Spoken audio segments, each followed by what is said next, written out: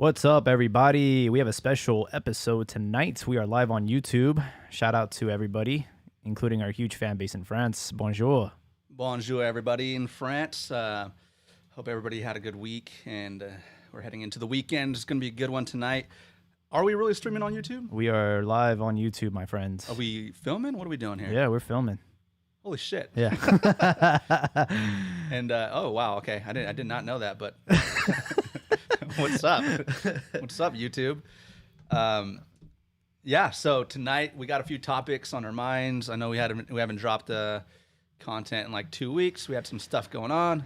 If in case you've been living under a rock, shit is crazy here in the United States. We got like a mini civil war going on. We got an incompetent president.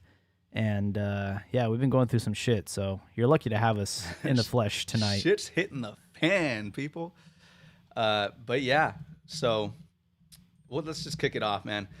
I wanted to save the best for last. I'll leave the best for last. The best for last. But I wanted to talk about this little rush I had 2 weeks ago during UFC 251. Oh yes, dude! I've been anxiously waiting for this story. So I've been talking a lot about like gambling and whatnot, right? I've been going on all these rants and saying I was going to bet big one day. Well, the day came, UFC 251. The day prior to it, I did a shit ton of research. I think I did like 10 hours of research on fucking literally every tiny detail of every fighter's fight camp, every like basically opinion and all the analytics you can find online on what's going to happen. And I put together, I think it was like 8 or 9 bets, right? So it was a parlay? It was a few parlays. There was a few bets on like, this fight's going to go the distance. It's going to be inside distance. This is going to be the outcome, blah, blah, blah, stuff like that, right? So keep in mind, all right, when I was doing all this research, normally, bro, I bet like just, a little bit, nothing too crazy. But, and I knew I had to muster up the courage this time to just drop some big bang on it. And I wouldn't be able to do that sober because my rational part of my brain is like telling me no, right? It's like, don't do this. So I did all the research. I wrote down all my bets. And then I was like, okay, what I'm going to do now is I'm going to get hammered. And once I'm good and hammered, and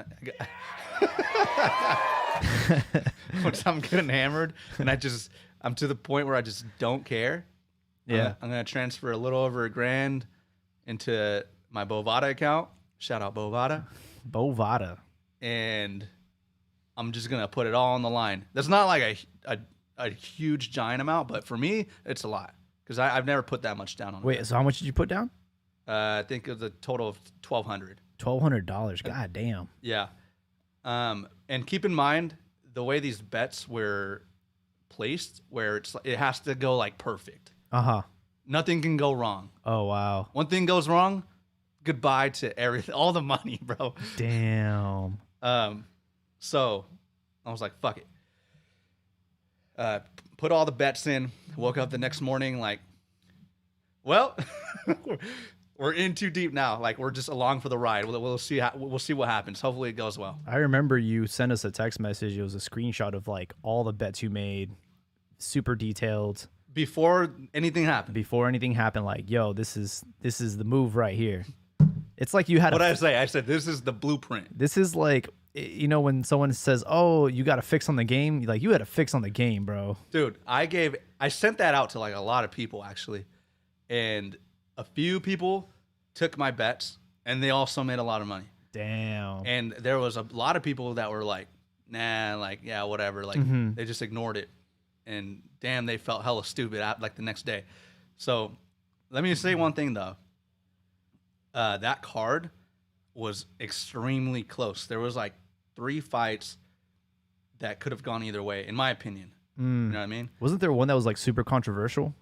Very controversial. So it went to like the scorecard? Yeah, it was Max Holloway versus Alexander Volkanovski. Oh, okay. To be honest, 100% honesty, Holloway won that fight. I had money on Volkanovski. If Volkanovski would have lost that fight, it would have just collapsed everything. It's like Uncut Gems. Uncut Gems, dude. That was the tip off. that was the tip off. Kevin Garnett wins the tip off. Dude, yeah. If Kevin Garnett doesn't win that tip off, you're screwed. That's like, what do you bet? Like $1 million or something on that? It was like a ridiculous amount of money. It was like $100,000, I think. Something like that. Yeah. $100,000 to win $1 million. Yeah. Yeah. And dude, that tip off doesn't land. There it goes. And, okay, so you would think watching these fights and like you're winning and everything's going your way, you'd think it'd be enjoyable, right? No, bro. Stressful as fuck. It was the most stressful night of my life. I couldn't enjoy it. I was pacing back and forth. At times I didn't want to watch the TV. Like, I was sweating bullets, bro. Like I was like, I'm never ever doing this again. And I had to just keep drinking to just like not think about it and yeah, to keep like not give a shit. Yeah. And so you won big. Dude, big. So I got 2 questions for you. Number 1, will you ever do that again? I don't know. Because now that you've tasted victory, you've had a big win. Mm-hmm. What's stopping you from making, more money? And isn't that the catch-22? So this the way I felt about it was like, okay, after everything landed, I was like, holy shit, man. I used up so much luck on that one. I gotta walk away for a while. Like I'm not fucking That's putting smart. any bets down. Yeah. For like a while. No more hot dog bets. No more hot dog bets. No more 2 a.m. Korean baseball matches. When somebody texts me, bro, someone texted me at 2 a.m. and said, bro, I got a lock on this Korean baseball match. You got to bet the house on the Doosan Bears. I did. Oh my god. And they won. So I mean, it was accurate. Wow. But yeah, no more hot dog matches. No more Korean baseball. No more insane parlays with the tip-offs. And I knew it was a good idea to walk away because I think like a few days after there was another UFC event with a bunch of like shit fighters. And I was like, you know what? I'm gonna test like my luck here. I'm gonna put some bets down, but like literally like $5 bets. Yeah. Like $10 is $5. Yeah, bro. yeah. Like who gives a shit? Yeah. I lost it all. So, dude, I was like, see, That's a sign. I was like, good fucking thing. Yeah. But that's why, man. Like Yeah. you can't just start going wild like you're on a winning streak. Yeah. You got to understand that was based off a shit ton of research and the fact that I know all of the fighters. I know a lot about them. Okay. If I just start throwing money at Joe Schmo and he's fighting some other fucking tomato can, Yeah. that's how you lose money, dude. But okay, it felt good. What was cool was now I learned this whole other process.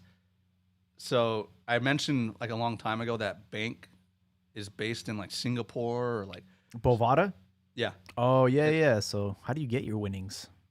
So normally you got to pay, it's like not $100. It's like a lot of money in fines for them to cash you out and mail you the check. And then the check takes like 3 weeks to get there. Oh, fuck that. And then you got to go deposit it. And then every time. What's a check? In 2020, what's a check, Exactly. man? And it's from like some sketch company or some sketch country. Oh, wow. So everybody that gets the checks, they always say like when they take it to the bank. It's like, No, yeah, they always give them shit. They're always like, dude, is this fucking fake? Like, what is this? Yeah. So it's always like a big ordeal. There's another way. You transfer all the money into Bitcoin. And then that Bitcoin, you create a Bitcoin wallet. It goes directly into your Bitcoin wallet. It's all encrypted. It's untraceable. No one knows where it came from. And then you just sell it immediately. That market's super volatile, so you just sell it as soon as possible. Yeah. And then just convert it back to USD. You avoid all the fines. Wow. You avoid the paper trail. and you're good to go, mate. That's pretty crazy. So that turnaround time was pretty good. Super good. Okay. 23 hours tops. That's not bad. So that was my little adventure into going a little crazy with the gambling. So is this does this stem from just like needing some kind of like, I don't know? No, I just honestly, I had a feeling that here's the thing. Like I was like, I feel extremely confident about all these bets, and if I'm gonna bet, a few $100, Yeah. why the fuck don't I just bet like $1,000? Right. What's the difference? And that's the way I was thinking about it. But I don't want to get to the point where I'm like Caesar, and I'm throwing 6 months rent money at a bookie on. Oh my god! On like a Wednesday night basketball game. Oh shit, dude! We have Randy in the comments. Randy Johnson saying Confucius said, "Don't get drunk and make parlay bets." Randy Johnson. He also said Confucius also said, "Our Chinese people." Our Chinese people are the Mexicans of the East. That's Andrew. I know it. I know that's Andrew. And how dare you, sir? I don't even understand what he's trying to say. Yeah. Everybody knows the Filipinos are the Mexicans of the Asia. So exactly. Yeah. And I don't even think we have an audience in China, or I don't even think they're allowed to. They probably we're banned in China. I'm pretty sure, bro. They looked up Plam in the Nope. What's that video you sent earlier? The guy. Hold Donald on. Trump, don't trust China. China asshole. I can actually play it back. Please play that back. I'm gonna play it back because I had so much fun listening to that. Hold on. Let me see if I can get it. Oh wait, hold on. Sorry, that was the elevator music. China, we need independence. Yep. And what's your message to? Have you seen Donald Trump? Do you think he should step in? Donald Trump, don't trust China. China is asshole.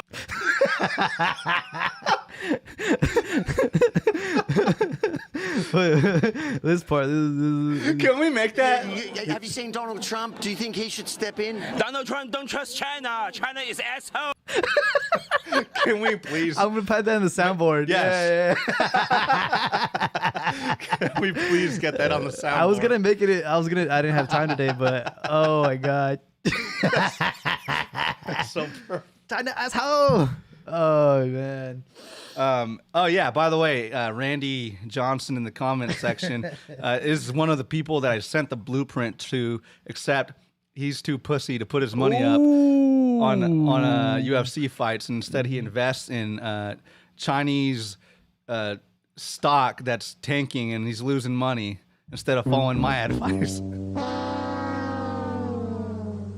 That is for young Drew right there. See, he's about the slow game. He's about the slow game, but that's like rich white people shit, man. We're not rich white people, bro. Yeah, because I'm not rich enough to play the slow game. Slow game, you gotta have a few $100K already stacked. But in order to get that few $100K, you gotta kind of put your balls on the table. Sometimes you gotta bet on hot dogs and shit. Who's that successful guy with money? Robin something. I forgot his name, but this guy, he has a book. I was at on my lunch. I went to Barnes and Nobles, and I saw his book right there and it's like money something. It's like money something, and I've heard about this guy. He's like Tony Robbins, and I'm like, oh, I heard about this guy. He's like really successful. I was like, hey, I'll buy the book. I'll read it. First chapter is like, yeah, so you just take your like 10 grand and then you. I'm like, bro, what? Yeah. If I had 10 grand, I wouldn't be reading your book, you dumbass. Yeah, it's like, dude, I don't have 2 dimes to rub together. I'm fucking broke, man. That's why I'm listening to your stupid ass. I spent the $20 that I had left to learn how to make more money. Now it turns out you need to have money to make more money. Well, fuck. I opened my wallet at the gas station and a fly flew out of it, bro. Like, come on.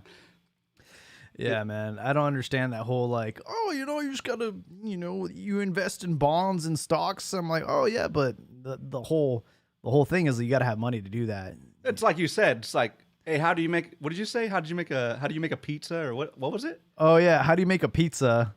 It's like step one, put the pizza in the oven. It's like I don't have a fucking pizza. It's like, bro, I don't have a pizza. That's why I'm asking. That's how why you I'm make asking you, one. how do you make one? Out of nothing. That's why I respect people like Mayweather, bro. That guy had nothing, and he's one of the most successful athletes.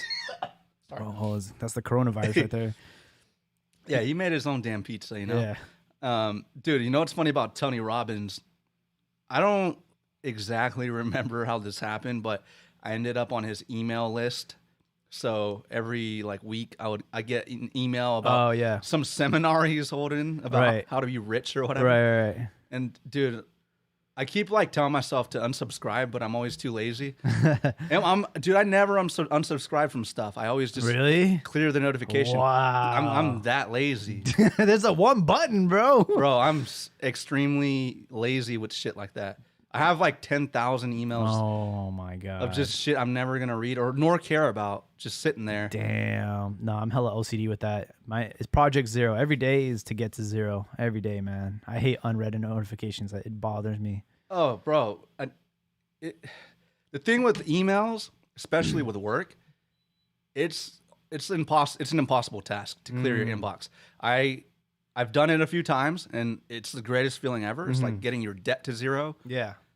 But the next day you wake up and there's 25 here we emails go. there again. Here we go. It never ends, dude. It never ends. Fucking emails, man. It's been. And then the balls of some people when they're like, "Oh, you didn't read my email?" You didn't read my email? No, I didn't read your email because I have a million emails. Yeah. And I don't really give a shit about whatever yours is about, you know? Yeah, man. Project Zero. But yeah, dude, it's like, oh yeah, how do you make more money? You start with 10 grand and then you invest it in gold. I'm like, oh, that's cool. Well, how do I get the 10 grand? Yeah, man. You sell people books on how to make money. That's how you sell trash to trash men. That's how you make 10 grand. Yeah. But then once you got the 10 grand, then that's when you're like, okay, now really how do we do this shit? And that's when you open up an underground casino. Oh, yes. I want to hear about this. So, actually, I don't even know if I should be speaking about this on the air, but oh well. Allegedly,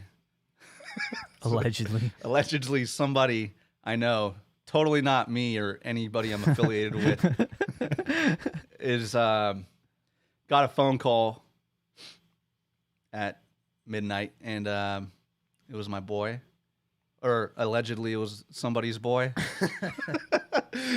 and the first words are, "Let me run something by you." I go, okay. And then it's like, so I know a guy in New Mexico. That's how this conversation started. Let's cook meth.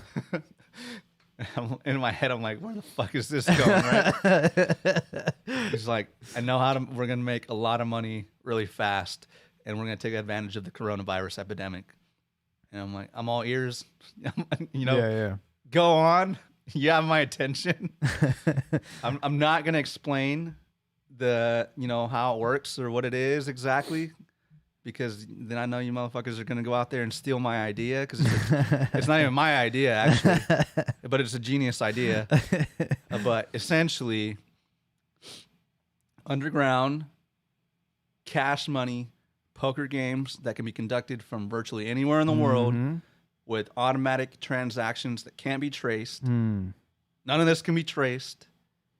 And I'm talking, $1,000 a day or more. Nice. So you started an OnlyFans account. This is like the male. See, females can, that's all they have to do is just start an OnlyFans and just get naked every day. And they make a ton of money. Yeah. But as a dude, no one wants to see you naked, and especially no one's gonna pay for it.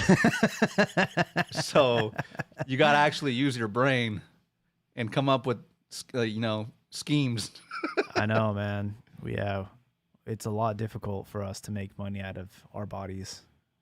Yeah, man. I mean, if I could, I would. I You know. exactly. But I'm sure there's a market out there now. not right now, bro. They wouldn't even have gyms. You know. Wow. I can't even bring my A game. Well, there's like some women are into like the dad bod. They find it sexy because they have daddy issues. I don't believe it. They're out there. No, bro. It's like instead of bringing your A game right now, we're bringing like a D plus. You know, we're barely passing the class. I started watching Jersey Shore again. That's my guilty pleasure show. And like JWoww, she has like daddy issues because she's into like dad bods in the show. No, she's not. Yeah, she was like, No, she's always dating like. she was all over Vinny's uncle, the guy that was like hella OG like Guido and shit.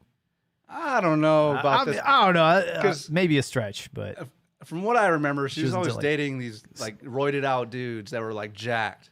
not in the beginning. If you watch like the first like 2 seasons, like she was into some weird shit. Yeah, Jenny's hot, man. Yeah. I think she's the hottest one. I always thought Sammy was the cutest, but then you got to deal with Sammy. I think Jenny is a freak Oh yeah. for sure. Yeah. She's like the girl, like if you're dating her, like you're like, let's leave the club, and you just know you're in for like a good night every night. Every night. Yeah. Yeah. It's a hot crazy scale though. JWoww, if you're out there, I don't know what's going on with you and Raj, but I don't even know if they're together. I haven't kept up, man. hey, I mean, I'll do push-ups every day. You know what I mean? I'll take some steroids. Oh man. So I'll be honest, man. I've been a little bit disconnected from the world. I don't even know the word anymore. I deactivated my Instagram like 2 weeks ago. Did you? Yeah. I could have sworn I saw you just post something. You can't even find me on IG right now. Oh, okay. Maybe I'm tripping. Yeah. No, I haven't posted or anything. Now to be fair, I do run another podcast, so I do have to hop on theirs and upload stuff, but that's it. I don't really go on there to like check anything. So it's been pretty like relieving, to be honest. Yeah, I wanted to ask you, how do you feel? I feel great. I've been more productive. I will say though that you have that Impulse? is it? I don't know if it's an impulse. It's like muscle memory. Like you go on your phone and you're like, oh, like let me go on IG, and you're like, oh wait, that's right, I don't have one. It's not there. It's not there. So it's like it's kind of weird in the beginning, but then after a while, it's kind of like I honestly feel like IG is turning into like the Facebook. Like I was having, having those same feelings towards Facebook. Like it got to the peak where it was like super cool, everybody was on it, and it was like super fun. And then they let the old people in, and then it just went to shit. Yeah. Like the day I started to see friend requests from my mom and my grandma, I'm like, nah, it's a wrap, B. It's not cool anymore. Not only that, but you find that, well, at least because I also deleted my Facebook in 2015. But similar to what you're saying, the reason I did it was I found that every time I'd go on there, it would just piss me off or like annoy me. I would never leave Facebook like in a good mood or like being like, yeah, I'm like really glad I went on Facebook, Yeah, I feel like it kind of stopped being about what your friends are up to, and then it started to become like, oh, you got to watch this, or you got to like feel this way about something. It's yeah, like a bunch of dummies voicing their political opinions and whatnot, and it's like a dick swinging contest, And then you got like the girls that are just super thirsty, and they're just like, I started an OnlyFans. Like every girl's like, OnlyFans. I'm like, damn, all right, like. Yeah, what happened to just being on here and bullshitting around, Yeah, whatever happened to like, oh, I would never do that. Fucking whores. But no, I get it. I've actually really been considering. I don't know if I could delete my IG. I didn't delete it. I disabled it. Okay, yeah, just like taking a break from it. Because same thing, bro. Like I found that like I would go on there. So here's the thing. So when I pull out my phone, I don't know if you do the same thing, but I always go to like the same 3 apps. Like my thumb hits the first one. Yeah. And I scroll through it like for, I don't know, like a minute or 2 or whatever. And then boom, I'm on to the next one. And then boom, the next one. And I don't even think about it anymore. It's just like, well, my brain just does it. Yeah. Muscle like memory. Yeah, it's a routine. And dude, I can't even focus on shit anymore because of it. Until a few days ago, where I started putting my phone on like do not disturb. But besides the point, anyways, I found that like for the past month or so, just going on IG is not really a good time. Yeah. It's just annoying. You know, it's like everything annoys me. Mm-hmm. The only stuff that doesn't annoy me is when like I'm actually like talking to people on DMs and stuff. Yeah. And having like conversations. That's the only thing that I honestly use it for anymore. Yeah. But just like seeing people's dumb bullshit, it just pisses me off now. Yeah. Absolutely, man. It just got to the point where it's just like, it's not really contributing to my life in a positive manner. So why am I on this, and why am I spending 10, 15 minutes a day on this? Because like I have my phone notify me when I'm past the 10-minute mark, and I noticed I kept going over. I'm like, oh, it's because we're all stuck at home. But I'm like, I'm just wasting my time here. Yeah. Take a little break. I might be back later, but right now I'm just cool off of all of it, to be honest. No, that's good. Yeah. I mentally promised myself I wouldn't post anything for 2 weeks. So started on Monday, and I wanted to keep going at least till like, next weekend. It's like it's baby steps, It's baby steps. Like no stories, no nothing. Like not responding to like group threads on the DM, like none of that shit. Okay. Like just literally not doing shit. Oh, wow. It's still there. I can still scroll through the posts, but no interaction. Oh, interesting. So far I've like not interacted with anybody or anything on there. But I think if I could just get used to that, Yeah. then maybe the next step is like, okay, maybe I could deactivate it. Yeah. Yeah, You'll realize how liberated you feel when you do it. It's a pretty cool feeling. Don't get me wrong, I still go on Twitter. Twitter's great. Twitter's the new Instagram. Twitter's just like fucking chaos.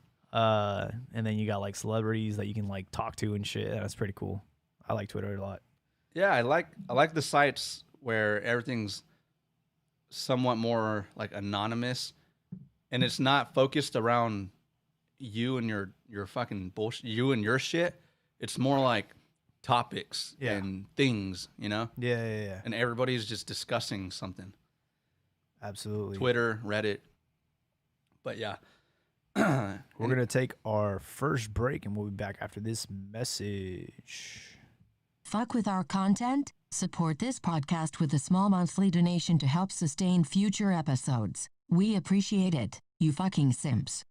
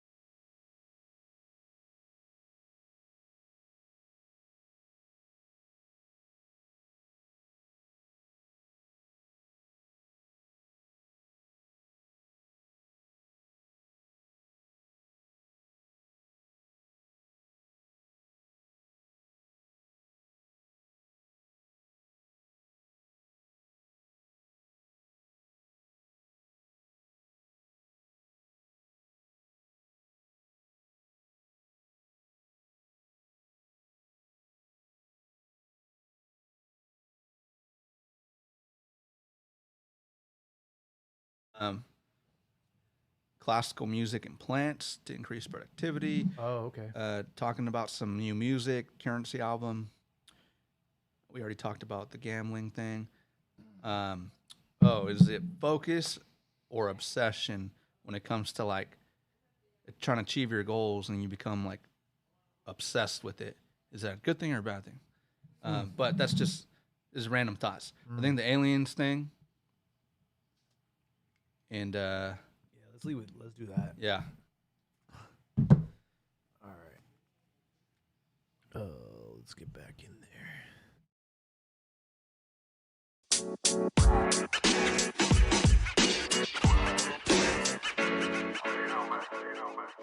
Clam chowder. That break was brought to you by Bombay. yeah. Bombay's not bad, man. I like gin. We went to a spirits distillery for my birthday, I think a few years back, and we learned how gin was made. That was last year. Oh, was it? Yeah. Oh yeah. Apparently, it's just vodka with a bunch of herbs and shit thrown in there. Keep it in a jar, which is cool. Shit tastes good. Makes you all bubbly and happy. I like it. Yeah. Yeah, Bombay's cool. Gin is a derivative of the original spirit, Genever, from the Netherlands. The Netherlands, the Dutch, lovely place. Look, so what I wanted to talk about originally, I've been going down a rabbit hole for years and years and years. And what I mean by that, I'm talking about aliens.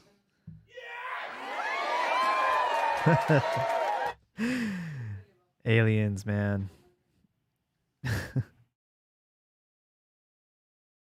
Okay. Yeah. So started like a long time ago, right? I don't even know how it started, but I just started researching aliens, UFOs, aliens, and I'd go down like the first few rabbit holes. I'd stay up literally all night on my iPad, just watching all these videos and reading. Dude, this went on for years. It became like an obsession. I would read books about it. I would watch documentaries. Like, to this day, bro, I still do all this research on aliens. And I became straight up convinced that aliens are like the answer to all life's mysteries, bro. Everything. Aliens are like, they're real. Anyways, the reason I bring this up, a few videos started leaking about a year and a half ago that were released from the Department of Defense. I think Joe Rogan even had brought the people that actually released the videos on his podcast, along with like Tom DeLonge, which is like the dude from Blink-182. He's hardcore. You didn't know about that? No. Oh, dude. So like Tom DeLonge, former Blink-182 member, he's always been hardcore into aliens, and he started a thing called To the Stars Academy, which was this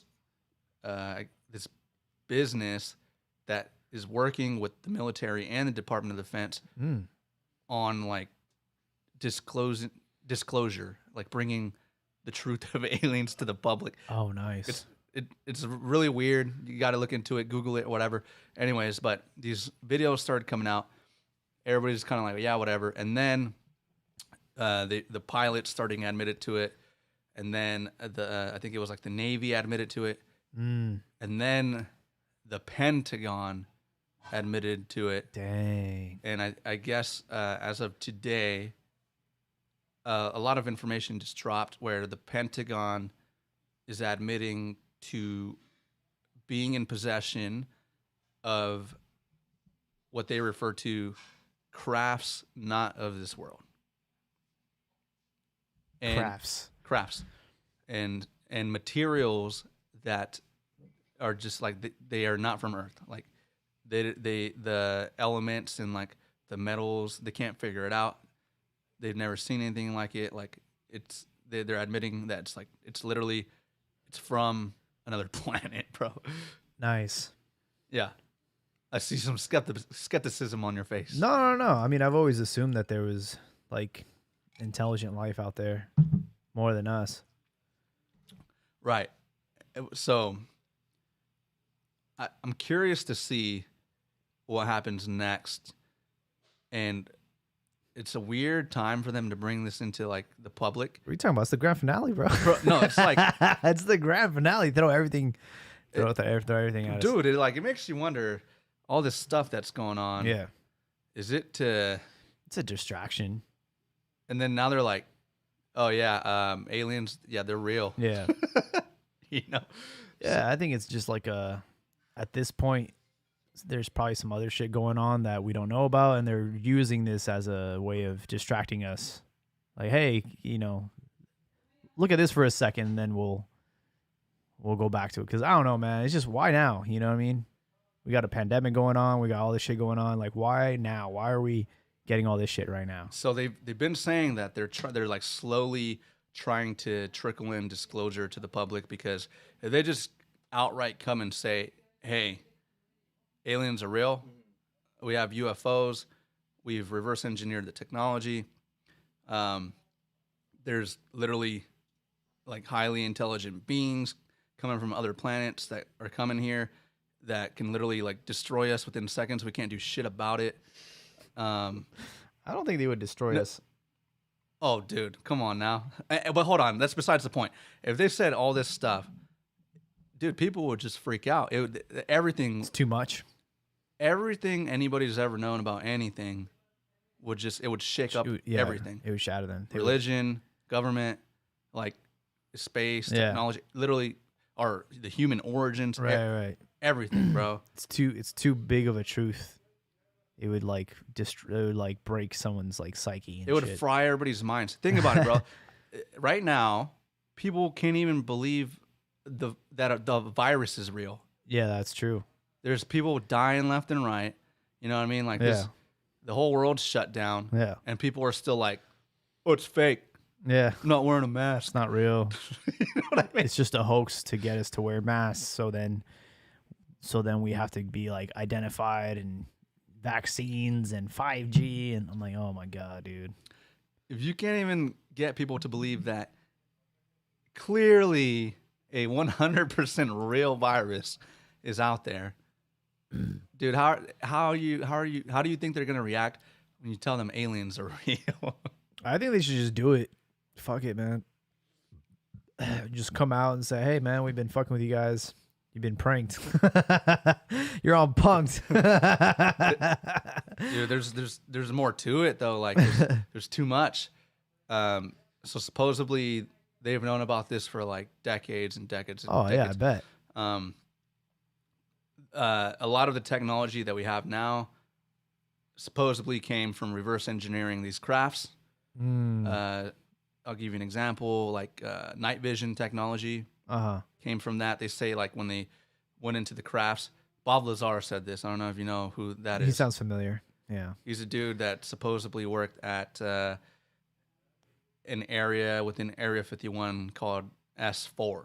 And he was one of the people that was in charge of reverse engineering the crafts. Damn. And he's been going on like JRE and like doing documentaries and all this stuff. Like people have been trying to kill him. Like he's been saying like, yeah, they're real. And then like, this is like what it is. So anyways, he was saying like the windows of the crafts, when they went inside, they could see out and see clearly, like when it was nighttime. And then they reverse engineered the windows. That's how they got like the night vision technology that the military uses and stuff.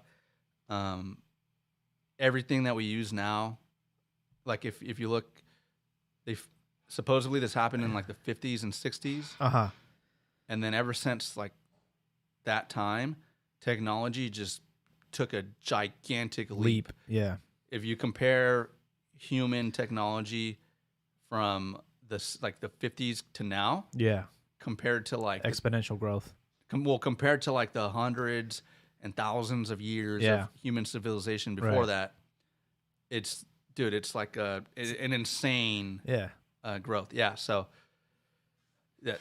supposedly that's where all this tech came from. Oh. Computers, all this shit, everything. Yeah, I believe it.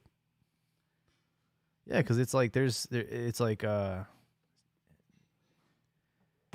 My biggest thing is like, okay, like if this happened all in like the 60s and 70s, can you imagine the kind of technology that the government has their hands on that has not been released to like us? They must have so much shit. Oh, for sure, they have insane shit, man. Like, Yeah. Even stuff that's disclosed to the public. Like, I saw some software that they have. Fuck, sorry. I saw some software that they have where they could. Fucking, it was so crazy. Like, they could track everything you've ever done and everything you've ever gone and everything you've ever researched, and then like they can display it in like a visual format on the software, like augmented reality. it's like augmented reality, Mhm. and they, like your whole life basically, Yeah. like, just following all this data. And dude, that's just like what they're letting the public know. Yeah. And that's the shit the NSA has. So basically, in this day and age, if you commit any fucking crime, They'll know. you're screwed. Like, you're for sure getting caught. Yeah, man. It's like the internet. It's like everything has a paper trail on the internet. Everything, man. Yeah. But yeah, I can talk about aliens for days, man. I've read books on this shit. Like, I'm not crazy, all right? I'm not crazy. It was just good entertainment at the time until it was like, whoa. So it actually explains everything. I think it attracts certain people. I forgot what that movie is. It was like Spielberg's first movie, the one about aliens. Close Encounters. Or like, I think it was called Close Encounters. no, it was like fucking Encounters of the Fourth Kind or some shit like that. Close Encounters of the Third Kind, some shit like that. Yeah, I feel like damn it, it's gonna bug me. But yeah, it's like I feel like it's just like a certain type of person that's like attracted to that shit, and then it's just like, oh, Close Encounters of the Third Kind. Yeah. Well, no, bro. It's like you have like literally millions of people that claim to have been abducted. That's crazy. Millions, like a lot of people, dude. And they all give very similar experiences. There's like fucking so many documentaries on this shit. And what they do is like they take these people and they throw them into like regressive hypnosis therapy, where they start like remembering what happened. Oh wow.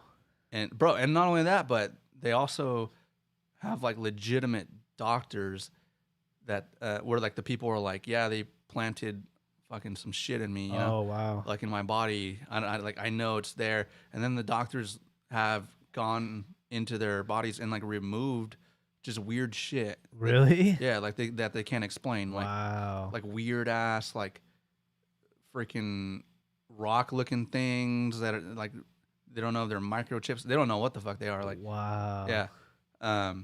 There's so much weird stuff tied to all this, dude. Like, and you can go into human history about it.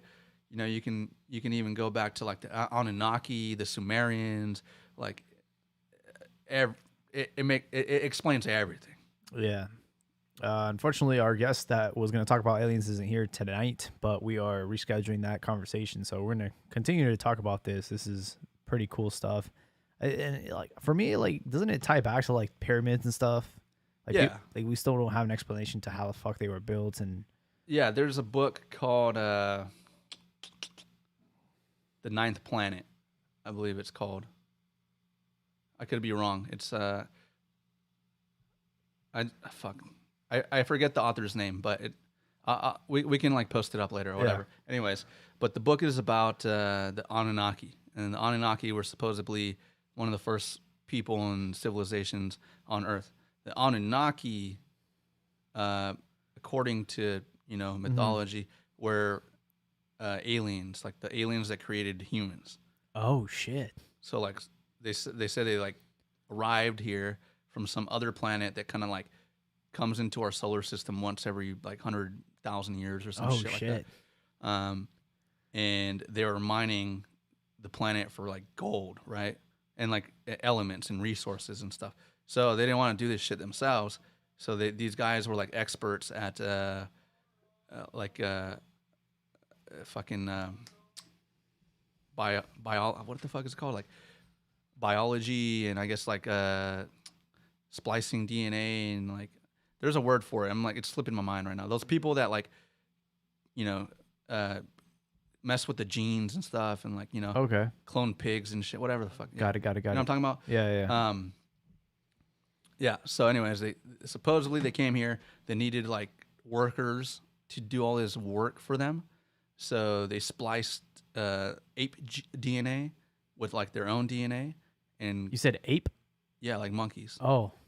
and created human beings that were, you know, hyper intelligent and were like sentient beings, but they were specifically built to be slaves Wow. and do this work, right?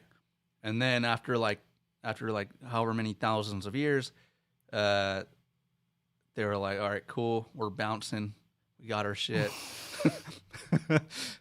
See ya. We're gonna leave you monkeys here. We're definitely not taking you guys with us. But they're like, we'll teach you some cool shit before we leave. Damn. And that's how like supposedly the pyramids got made and all that. Oh.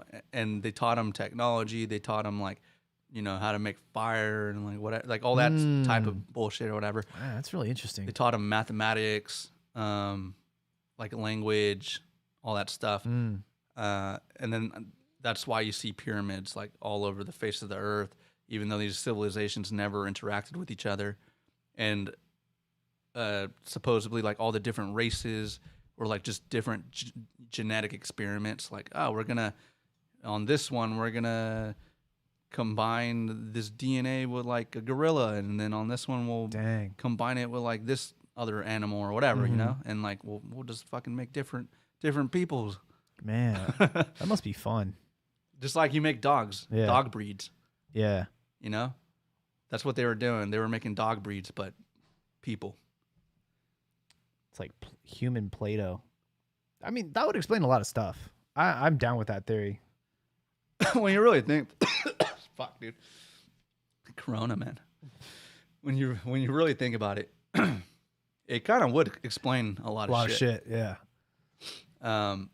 And yeah, it's like, so they have a lot of, I'm not going to say evidence, but a lot of stuff that leads to that conclusion. Like they have all these tablets from Sumerians from like thousands and thousands of years ago that depict all like the crafts. They look just like UFOs. Like they depict like these beings that are just like hella tall and shit. Oh, okay, okay. They said that there used to be a race of people called the Nephilim, which were essentially like giants who like died out. Wow. Dude, I can go down this rabbit hole It's pretty cool stuff for man. hours, man. We got to bring your boy on here. Yeah. Oh, you guys would be on this for hours, bro. Because I know he probably knows what I'm talking about. Yeah, he'll send me some shit from time to time. Like we get along so well with like music and stuff, and then every now and then he'll throw some shit out of like left field. I'm like, okay, like I'll entertain it, but I'm like, I'm just not into it, you know. Well, dude, I'm like that guy where, you know, if we're at a house party and everybody hits the J. I'm like the guy like talking your ear off about aliens and conspiracy theories. The scary thing about weed thoughts is like you're like in a vulnerable place and your mind will just play tricks on you, and then you start going on this huge train of thought, and then you get to a place where you're just like, holy shit. Yeah. Yeah. Everything's just became so real all of a sudden. Yeah, like you feel like you understand everything. Yeah. You're like, yeah, no, I know what you mean. And then the Jeffrey goes away, and then you're like, oh, that was stupid. I was just high. But it's still what was it? But it's still in the back of your brain, like, because when you arrive at that point, like, yeah, you're going down this like crazy spiral of thoughts that are all connected. Yeah. And they make a lot of sense. Yeah. So when you finally arrive at that point, at the end of the spiral, in your head at that moment, you're like convinced. You're like, I'm like sitting at the truth right now. You're like reveling in the energy of like, I understand it. Yeah. And for some reason, like like that really only happens when you do drugs. Mm-hmm. For some reason, Why is that? it goes away. That truth just goes away, and then you come back to regular reality. Yeah, you forget. Is it? You think it's because it's like, damn it, just like the weed thoughts. I had an idea and then it just went away. Fuck, I was gonna Well, say. Damn. I clearly remember one time with our cousin Oscar. We went to the smoke shop and we bought sativa. And by the way, anybody out there thinking about doing sativa, just don't just don't ever do it. Indica and sativa. No. Oh, sorry, not sativa, salvia. Salvia. Yeah, not- oh, fuck that. Not Jesus. Sativa is awesome. Yeah, I'm talking about salvia. Damn. Don't ever do that shit. Even if it's like $10 at the smoke shop or whatever, it's legal. But first of all, I have no idea why it's legal. Because that shit is insane, bro. And it's not enjoyable at all. It will send you into an alternate dimension. No lie. But anyways, so I remember that specific time I hit it. And I remember going into like the universe broke into this honeycomb of just multiverses. Oh, It's the only way I can explain it. It just looked like a honeycomb of like every little, like the squares of the honeycomb or Yeah. whatever. Every little They're like hexagons or whatever. or the hexagons. Yeah, or yeah. Every little hexagon of the honeycomb was like a different alternate reality. Oh, cool. And it just went on forever, for infinity. And I remember sitting at like the center of it, and I was like, holy shit, this is the fucking universe, man. I'm looking at, this is it. Like and then I remember there was like like 10 seconds where I understood everything. Like Damn. I had like literally every second of human knowledge, of like every second of the universe, every ounce of like truth of everything. For like 10 seconds, I understood it all. Oh, and shit. and then it just went away, bro. And I couldn't remember anything. I couldn't Damn. remember anything about like what I understood. It was like so much knowledge just like shot into my head Yeah. for 10 seconds, and then boom, Yeah. like left. And it's like, you're not supposed to know that or remember that. Damn. Yeah. So Like, how long was that trip? I don't know. Dang. It could have been How long did that- 3,000 years. It could have been 3 minutes. How long did that feel like though? 3,000 years. What? Dude, yeah. That's another thing. You lose sense of what time is. Oh my God. It's scary. It's terrifying. It's terrifying.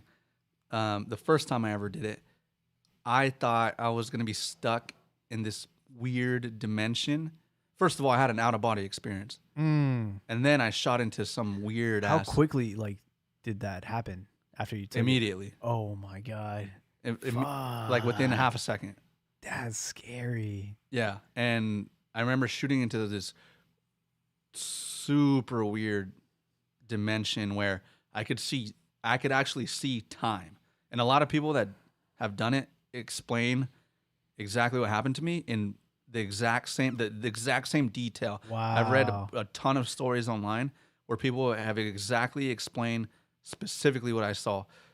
Anyway, so like I could see time, and what I mean by that, picture like a book laying on its open, right? Right. And so every second was like a page flipping, and then a page flipping, and a page flipping. Oh wow. And I remember my friend Jacob looked at me and he goes, "Hey man, you all right?" And then like that moment kept looping over and over. And it was like, "Hey man, you all right? Hey man, you all right? Hey man, you all right? Hey man, you all right?" Dude, and it felt like that moment happened for like eternity.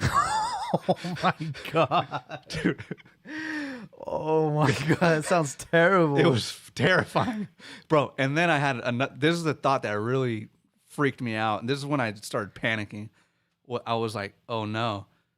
What happens when you hit salvia is your consciousness gets launched into this salvia dimension, and you're just trapped here forever." and then I was like, and then I could see myself in my body, but like I'm not in it. Oh, And I'm like, shit. now there's some other guy living in my body, Oh my god! and it's me, But it's not and me. he's gonna continue living me like my life, but it's not my consciousness anymore. It's like another version of my consciousness. Oh shit! So like now I'm stuck here forever, dude. Oh my god! Like, That sounds like a bad time. and I started freaking out, bro. And I was like, no, let me back. I want to go back to God. Yeah, bro. It was the most terrifying experience of my life. I don't think I've ever been that scared. Ever. And keep in mind, it's not like I'm like, oh, it's cool. It's only been a few minutes. No, dude, it's like I felt like I literally felt like I sat there for like 3,000 years. Oh my god. And then finally, like, someone was like, all right, you can come back now. After like 3,000 years, bro. God damn. So if like, I don't know, I feel like if you're gonna do that, like you need to have someone that like, I don't know, splashes water on your face or something. Doesn't matter, mate. No? Dude, does not matter. No? Oh my god. You're not. Okay, I remember. This is how crazy it was. Like, the first thing that happened was I'm looking at myself and all my friends like around me sitting at the park where we were sitting, Uh-huh. but I'm like in the air, like in the sky. Oh shit. I'm like flying around the park, dude. Damn. And I'm just flying around the park. And I'm like, holy fuck, that's me. And like, those are my friends. This is the park. But like, where the fuck am I? Like, Damn. I'm like just flying around, bro. And then, boom. Then that's when I shot into that weird dimension. Oh shit. So, Damn. yeah. Don't do it. Yeah. You know how they have when we're in elementary school and you had these campaigns like don't do drugs? Oh, you know what they should do? They should just have someone talk No. about their experience. No, they should just force you to do it. And that way you'll really be like, yeah, nope. Like, never again, Junior. Hey, Timmy. Like, just force one kid to do it in front of everybody. Like the whole assembly, dude. Like, Take like the fucking like the honor roll student. yeah.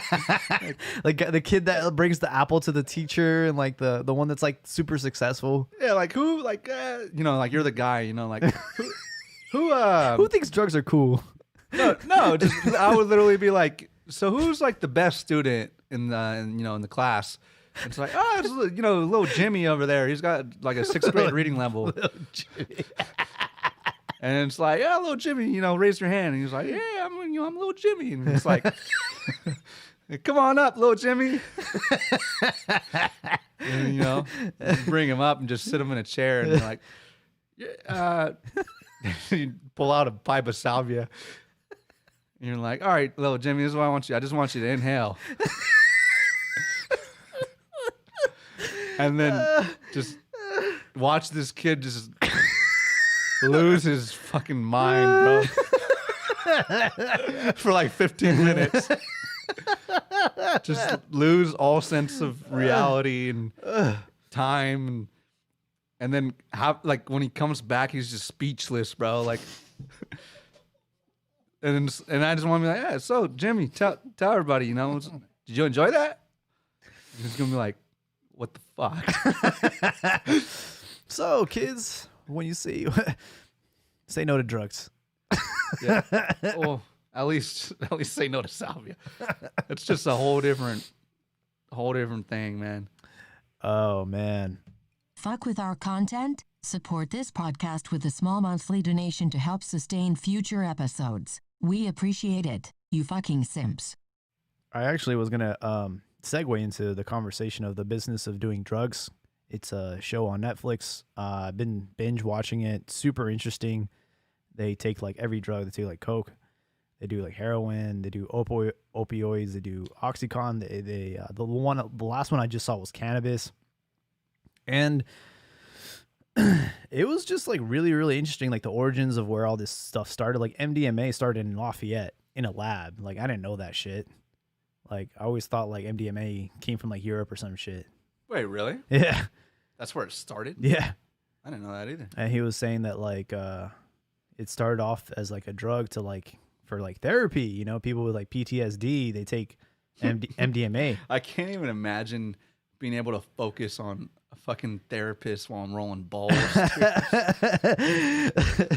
It's crazy though because like they immediately scheduled it like a schedule Schedule one, one. drug or whatever. I bet the therapists were all hella, like stoked about it. They're like, "Oh, this is amazing! It's working wonders." Yeah, because their patients were all like, "Yeah, I'm cured. This is Yeah. like I feel amazing." I feel amazing. Yeah. So it was the guy, and like the guy that like invented it was like he was literally like experimenting on himself and his wife. So they would be doing all these. Yeah, I bet they were. So they were just like trying to figure it out, man. And it's like super interesting. But the one about cannabis was like really interesting because I mean it's like technically legal here in the States, but it's still illegal under federal law. And I didn't know this, but California is the #1 producer of marijuana. Yeah. That's crazy. Oh, in the world? You In the mean? world. Oh, yeah, I believe it. Damn, Yeah. dude. California. Like not even like the entire country, just California. No, that's it's like a well-known fact, dude. Like that's why if you go anywhere else in the world, even like Amsterdam, it like the weed's all shitty Yeah. compared to what we have here. The best weeds from California. Yeah, you can go like if you go, I don't know, to fucking maybe Amsterdam has some quality shit, I guess, but you go to like literally anywhere else in the world and you get weed. Bro, remember like one of our cousins got weed in like Mexico and it looked like a bush, like a weed, like a bush someone pulled out of their front yard. And I was like, what the hell is this, man? Yeah. I've been to the coffee shops in Amsterdam and I tried their weed and it's like it's not as strong as California weed for sure. But that's probably why everybody else enjoys it so much because it's just like just enough. Because out here, dude, that shit launches you into space, man. Yeah. It's too damn strong. Yeah, and they're basically talking about how like all these like young like all these like mom and pop like farmers, they're getting fucked over because of like now that it's legal, it's like really expensive just to get into it legally because like of all the taxes and all the fees and all that stuff.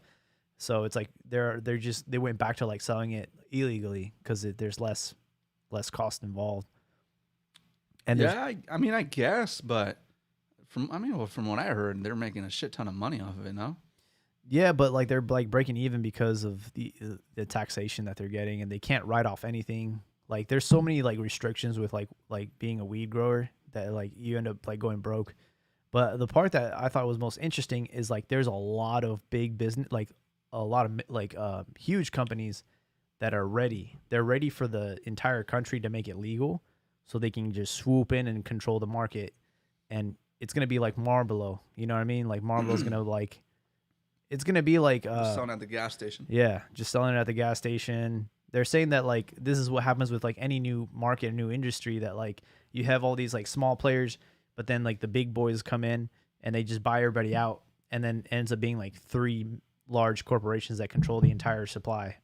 So they're gonna say that that's gonna happen with weed, and like basically there's gonna be like a brand that's like the Coca-Cola of weed. Yeah, I bet. So I believe it. my question is like, how the fuck do I get into this, like stocks wise or something, you know, like how do I like throw money into this and just watch that shit grow, bro? Because like I don't have enough knowledge on all that, but I'm pretty sure you can, from what I've heard, invest in like stocks, that like marijuana stocks or something like that. But fuck, what was I gonna say, man? It comes and goes, man. Comes and goes, man. God, I hate when that happens. Yeah. It was like a good thought, and then it's just there it goes. That happened to me earlier, bro. With the drug thing, I was saying that like some drugs just unlock parts of the brain that wouldn't be accessed any other way. So that's why Yeah. you have this like burst of knowledge and then it goes away. Here it is. There we go. I wish they would. So everybody's like competing to see who can grow the best weed. I wish they would just go back to just growing really shitty weed. Why isn't that a thing? You know, yeah, like you can grow your good shit, but can you please make like a small portion of your stock or your products? That's like hey, this is really shit weed, and it sucks, and it's not strong at all. For like the people like me who are super sensitive to it. That's why I can't like enjoy it because it's too strong, man. Yeah. I want the shitty stuff. Give me the shitty stuff, please. they need to do one that's like 80% CBD and then like Yeah. just a little bit of THC. Seriously, man.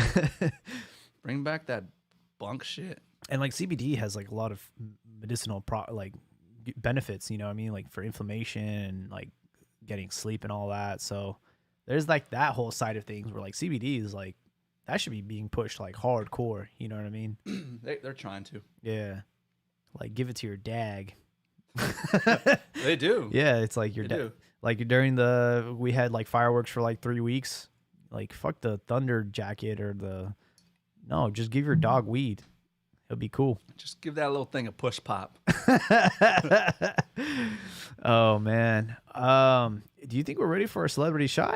I think we're ready for a celebrity shot. I spoke to Caesar earlier, and he said he had to get some stuff off his chest. I don't really know what that means, but I guess we're going to find out. All right. Well, we might as well give it a run.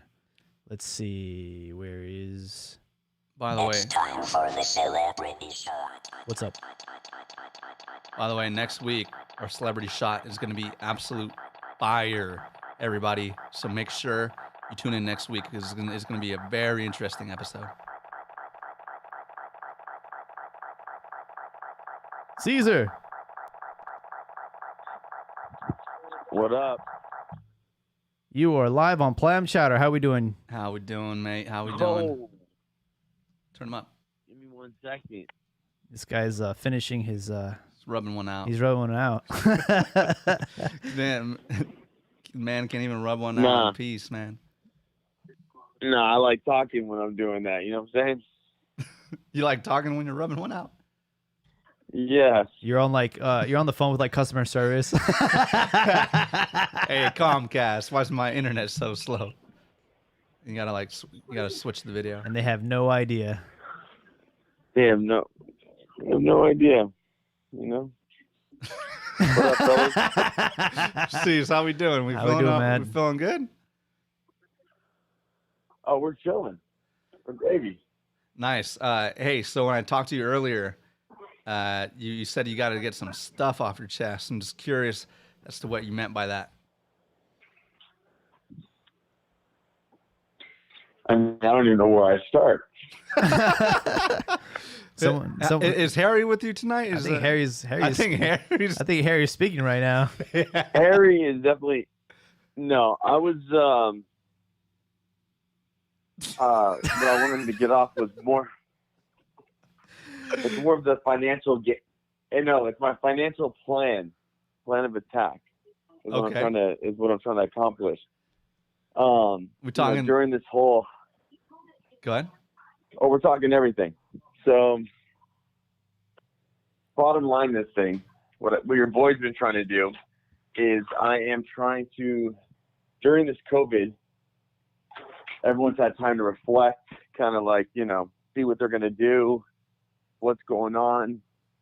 And I just see a bunch of dollar signs, right? Your boy is trying to make it big. So I'm trying to see where to capitalize on. So I've been looking in the stocks. I struck out on that because I acted too slow. I didn't follow my own advice.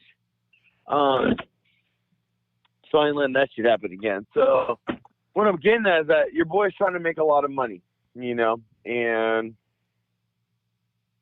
right now we're in a different world now.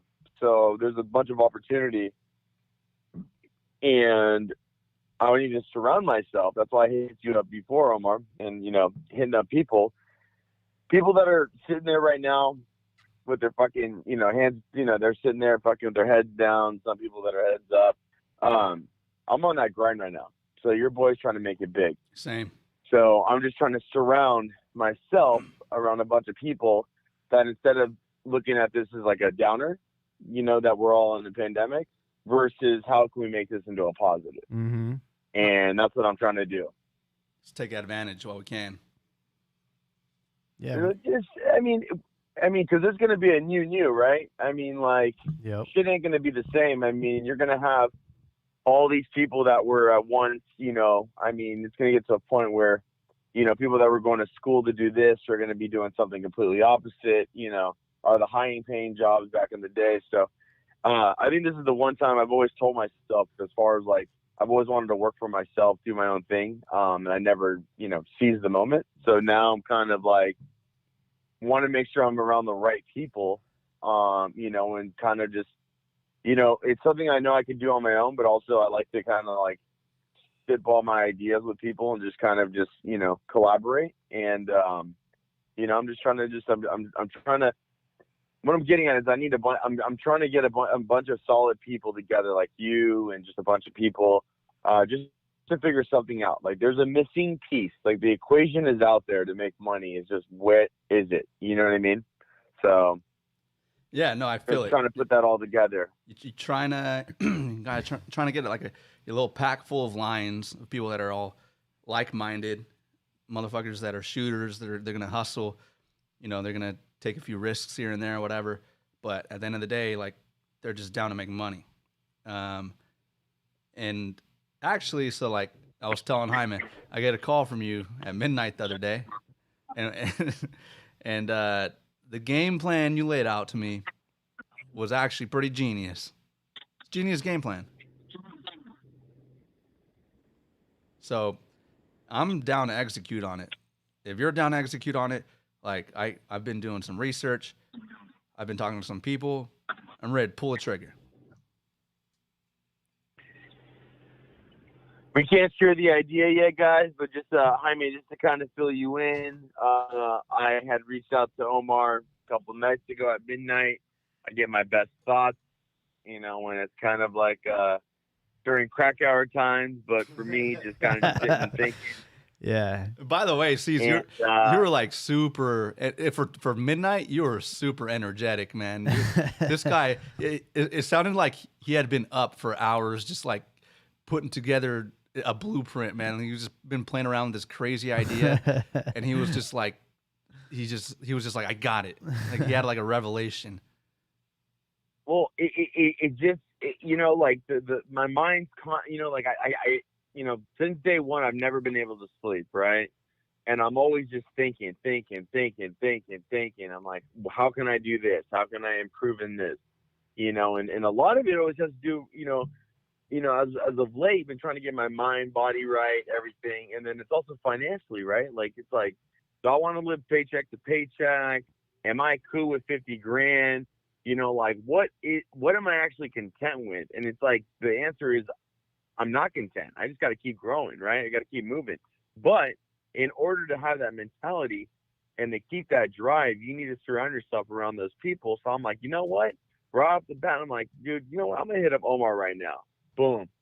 Picks up the phone, you know, and I drop this idea on him.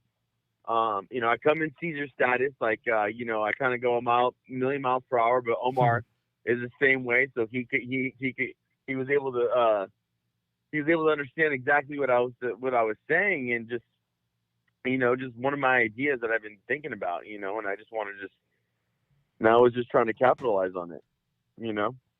Bro, you had my attention. Instead of being a donkey and investing on some Chinese stock. Look, I can't play the slow game, you know? And we were talking about this earlier. Like, with the slow game like that, you already have to have a lot of money to invest. And that money has to be money that you don't even, like, care about. Like, it's just sitting there. Yeah. You don't got to touch it. You know, like, you got to get to that point first before you could even play the slow game. So in order to play the slow game, you got to play the fast game. You got to make a move. You know what I mean? You got to make a move. And but the slow game, but the slow game, here's the problem with the slow game is that it's not a guarantee. So it's like have any of you guys been to, it's like Great America, right? You know how many times I've been fucked over where I waited in a long-ass line, right, to get to a ride, and all of a sudden the fucking thing is broken down. You know, like, you wasted your fucking time, right? Like, you wasted it. versus, you know, just like I'd rather go on this way. So I don't know. It's just I'm I get not, it. I'm very, It's like, do you want to wait in Space Mountain and then that shit closes by the time you're at the, you know, you're in the line, you see the fucking cars coming up and shit, and they close it down in front of you, or you want to ride the Buzz Lightyear ride and there's no line and you're guaranteed to have a good time, you know? Good times. yeah, and it's just not even just good time. It's just timing. It's just timing, fellas. You know what I'm saying? It is timing. It's just timing. Right now, there's a huge opportunity because of the pandemic. There's always going to be the smart ones, the ones that have wit, will figure out an opportunity to capitalize on this.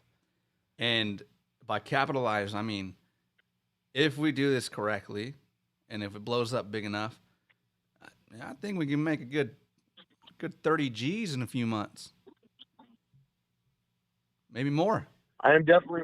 I you know what? I want that to be the bare minimum. You know, I want to set the bar high, and I think that it could be. I think it's easily feasible.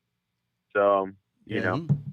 It's funny, man. Like things that we used to take as a commodity, like getting a fucking haircut, you know, it's becoming like a speakeasy type of thing. Like we went on a hike earlier this week.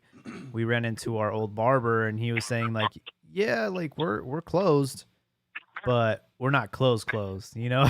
Like, Yeah. If you got the secret passcode, bro, you can get in and, you know, we'll get you done. So it's like right now it feels like there's an opportunity, and there's people out there that need to make money, bro, straight up. You know, it's like they don't have time to wait. Not only that, though, but the pandemic has really separated the people that, like Caesar said, there's people out there that, dude, they're staying at home, they're putting their heads down, and they're just grinding. They're in the lab 24/7. They're just grinding. They're focused.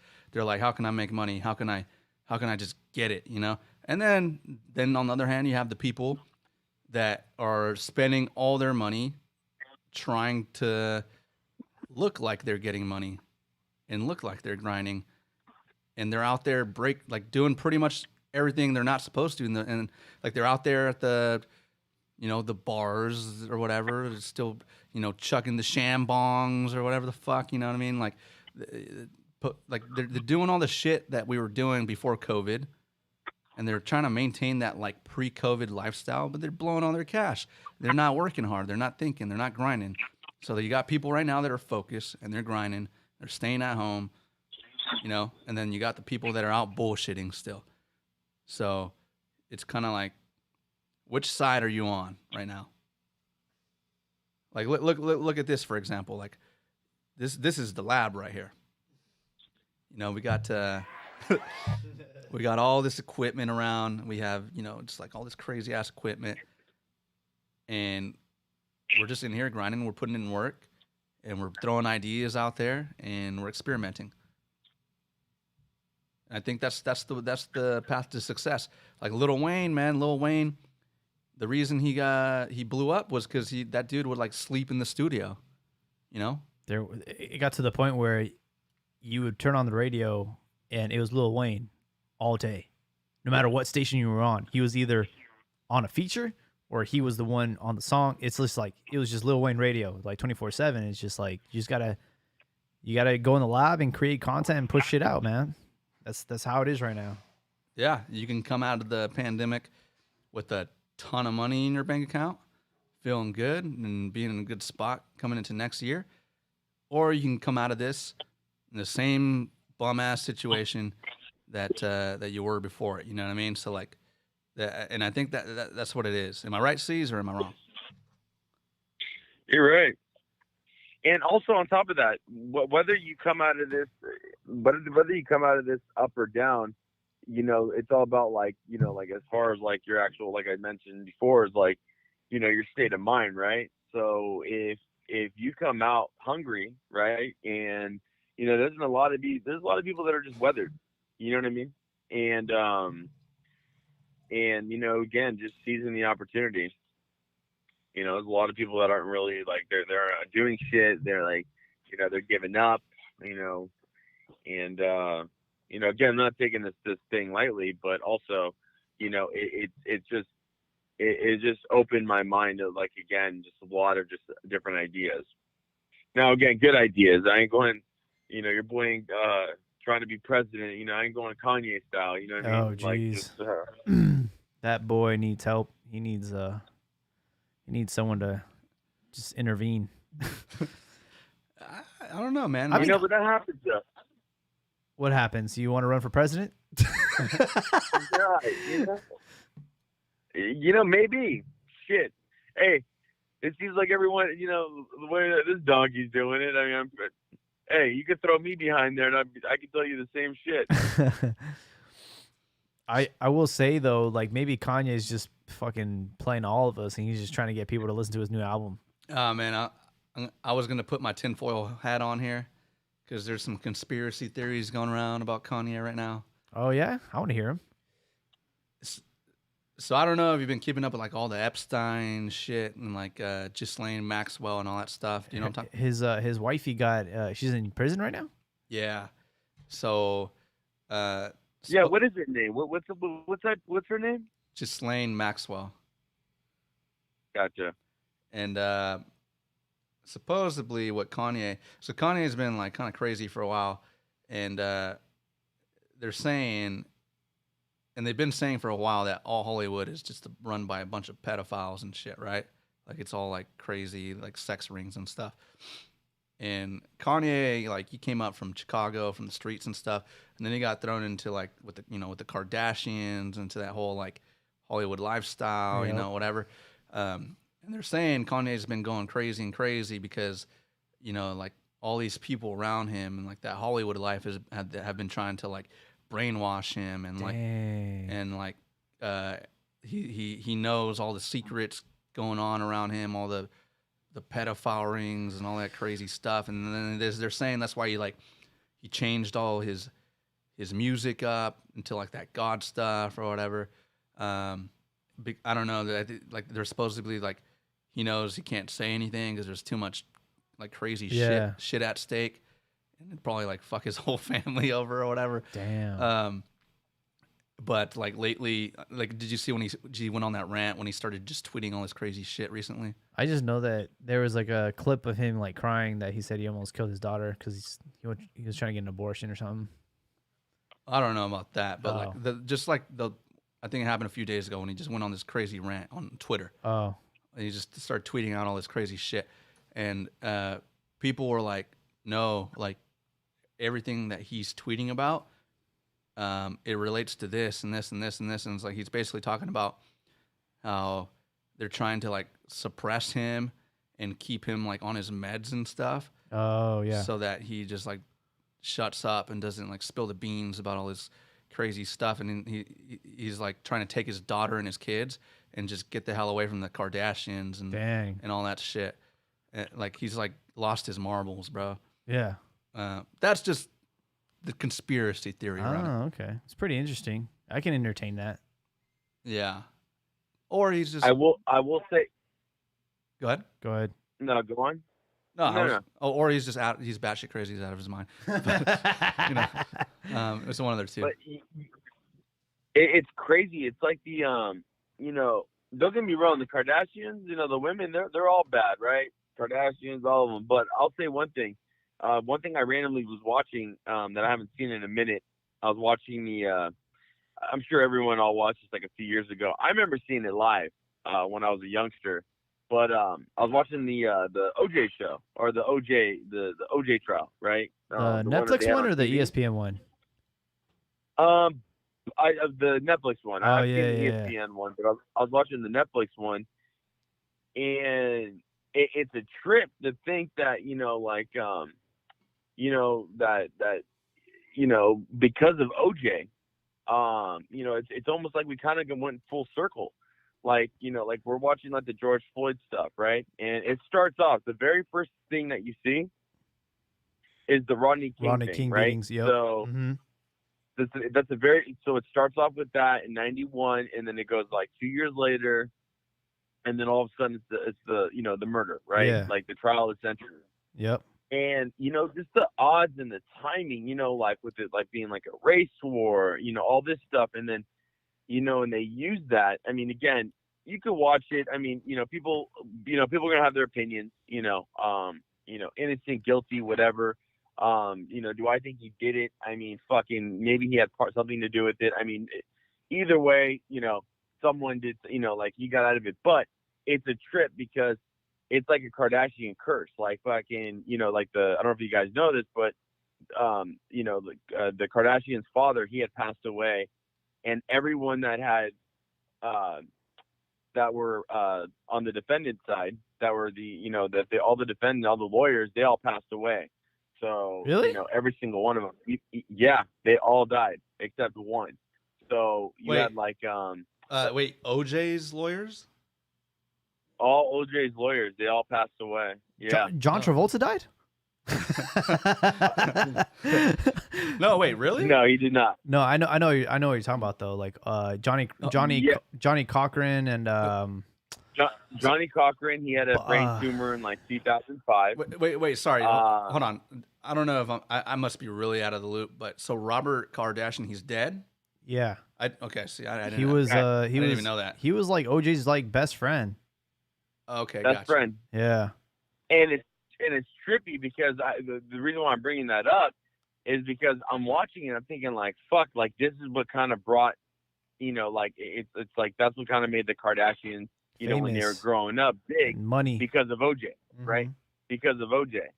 And all of a sudden, they're already rich. Then they're like, shit, the trial of the century, and then they're like, your dad got him off. So, they're walking around, they made it big. And then all of a sudden it's just like somehow, and then Kanye ends up with them, and it's just like, everyone that ends up with them goes batshit crazy. You know what I'm saying? Like, even the Jenner guy. The guy turned into a woman. Yeah. I mean, nothing wrong with that. Don't cancel us, but yeah, it's just he went kind of crazy. No, yeah, he just he just decided that he's like, fuck it, he jumped ship. He's like, fuck it, Yeah. Well, so one of his recent tweets that Kanye sent out. Have you guys ever seen Get Out, the movie, like the horror movie? No, I haven't. Yeah, you have, dude. It's Get Out. It's like about the black guy who's dating the white chick, and then they go to the one produced by like Jordan Peele and all that. Yeah. I haven't seen that one. Like it's pretty recent. I haven't seen that one. Yeah. Anyways, like I'll just give you a very, very brief summary. Black dude is dating a white chick. White chick takes him to like their family's like some like party or whatever, some like special event to their house over the weekend. And essentially it turns out that the entire family it was all pretend. The girlfriend and the parents and the entire family, what they do is they trick these black guys into dating the daughter, and they bring them into like the circle, and then they perform like a lobotomy on the black dude and turn him into like a fucking weird slave, like a zombie. Oh shit! I don't really know how to explain it, but that's kind of the gist. Oh, okay. Anyways, but Kanye tweeted, he's like, everybody knows the movie Get Out is really about me, which... What? Yeah, that's what he tweeted. He tweeted that? Yeah. Oh, shit. I didn't know that. Yeah, and then when you think about it, it's like, oh, okay, that kind of... It's kind of fishy. It kind of makes sense, I guess. Hey, C's, you know what's crazy is I started binge watching that same Netflix special with OJ. I was always obsessed with the OJ trial just because of how the fuck he got away with it, and also because of, like you said, the timing of it. And I feel like we're repeating history right now because we're seeing injustice. Crazy thing happened to George Floyd, and I said it on an earlier podcast. Like, if there was a celebrity right now to like murder someone, right now is the best time to do it. Right now's the best time to do it, bro. Wait, why? You're gonna get away with it. Hey, history repeats itself. I'm telling you, right now, you're getting away scot-free. Bro, imagine if Ye just like kills his wife. He would get away with it. No. He would get away with it, bro. He would get away with it because of the injustice that's happening. They'd figure something out. Yeah. He would get away with it, man. I'm saying, man. Hey, and they just dropped the new Bronco. They dropped a new Bronco. Let's go. OJ, bro. Coincidence. OJ. Let's go, OJ. Run it back, B. Run it back. Run it back. Kanye's the new OJ. Dude, Kanye's the new OJ. Oh my God. Let's do it. Bro, we're going to see Kanye in the 2020 Bronco going like on the highway, 50 cop cars behind him, and everybody's going to be shouting, "Go Kanye. Go Kanye." All right. If I wish I was part of like head of the Ford marketing division in charge of this new Bronco. I would cast OJ to do the commercial, bro. I would be like, OJ, you're the Dude, that's actually genius. That's It's just like, genius. guess who's back? Bro. And then he's driving in the Bronco. I swear to God, bro, I swear to God, that'd be the most genius marketing move ever, bro. You know how many, you know how viral that would go? You know how many Broncos they'd sell? Jesus Christ, bro. Dude, that is so genius because it's like, oh, it's bad publicity or whatever. Right. But who cares, dude? Any publicity is good publicity. That would spread like fire, dude. It'd be on TikTok. It'd be on Twitter, Everywhere. IG. Guess who's back? And It's OJ just like... And you know for damn sure, dude. You know for damn sure people would go out there and buy that shit just to be like, yeah, I'm in the Bronco. I'm in the Like, Bronco. yeah. Bro, they should do it where it's like literally... All right, the first... I already got this in my... Oh my, dude. All right. I'm pitching that. I'm So- emailing a marketing team right So now, bro. like, it's... All right, here's the first scene. It's literally a zoomed in image of a black glove on the steering wheel, one-handed. And then it's just like crazy ass sounds like fucking just horsepower. And then they zoom out and then it's the LA, it's the same freeway and it's the new Bronco.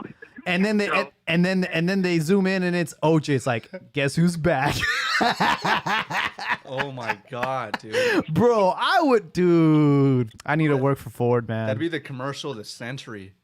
It would. And I honestly think it would sell 1 million Broncos. That shit. Oh yeah.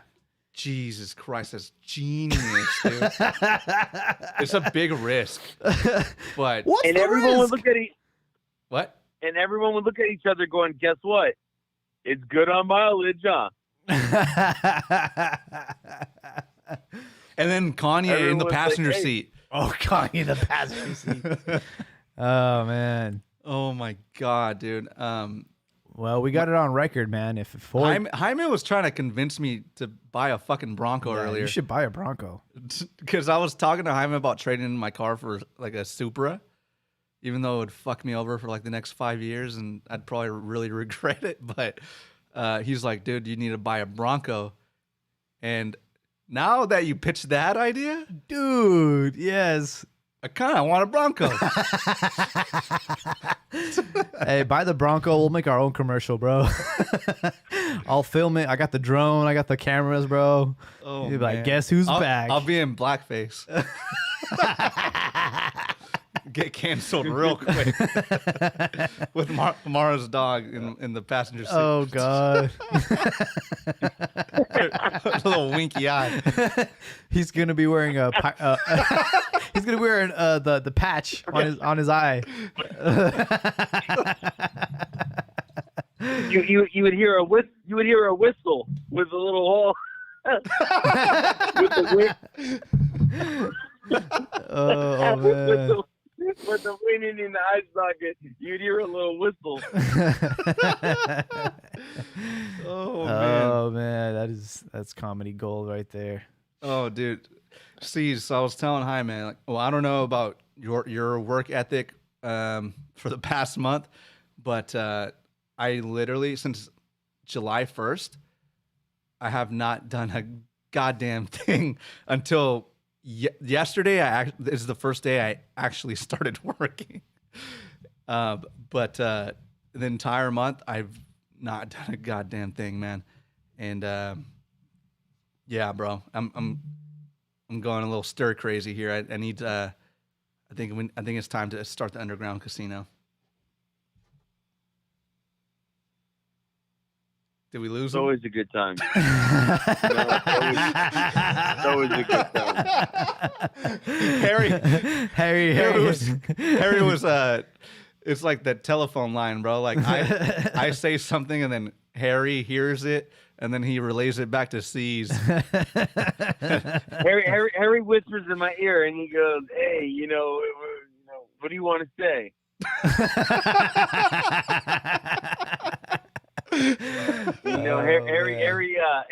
Harry gives me that look, going like, "Hey, just saying."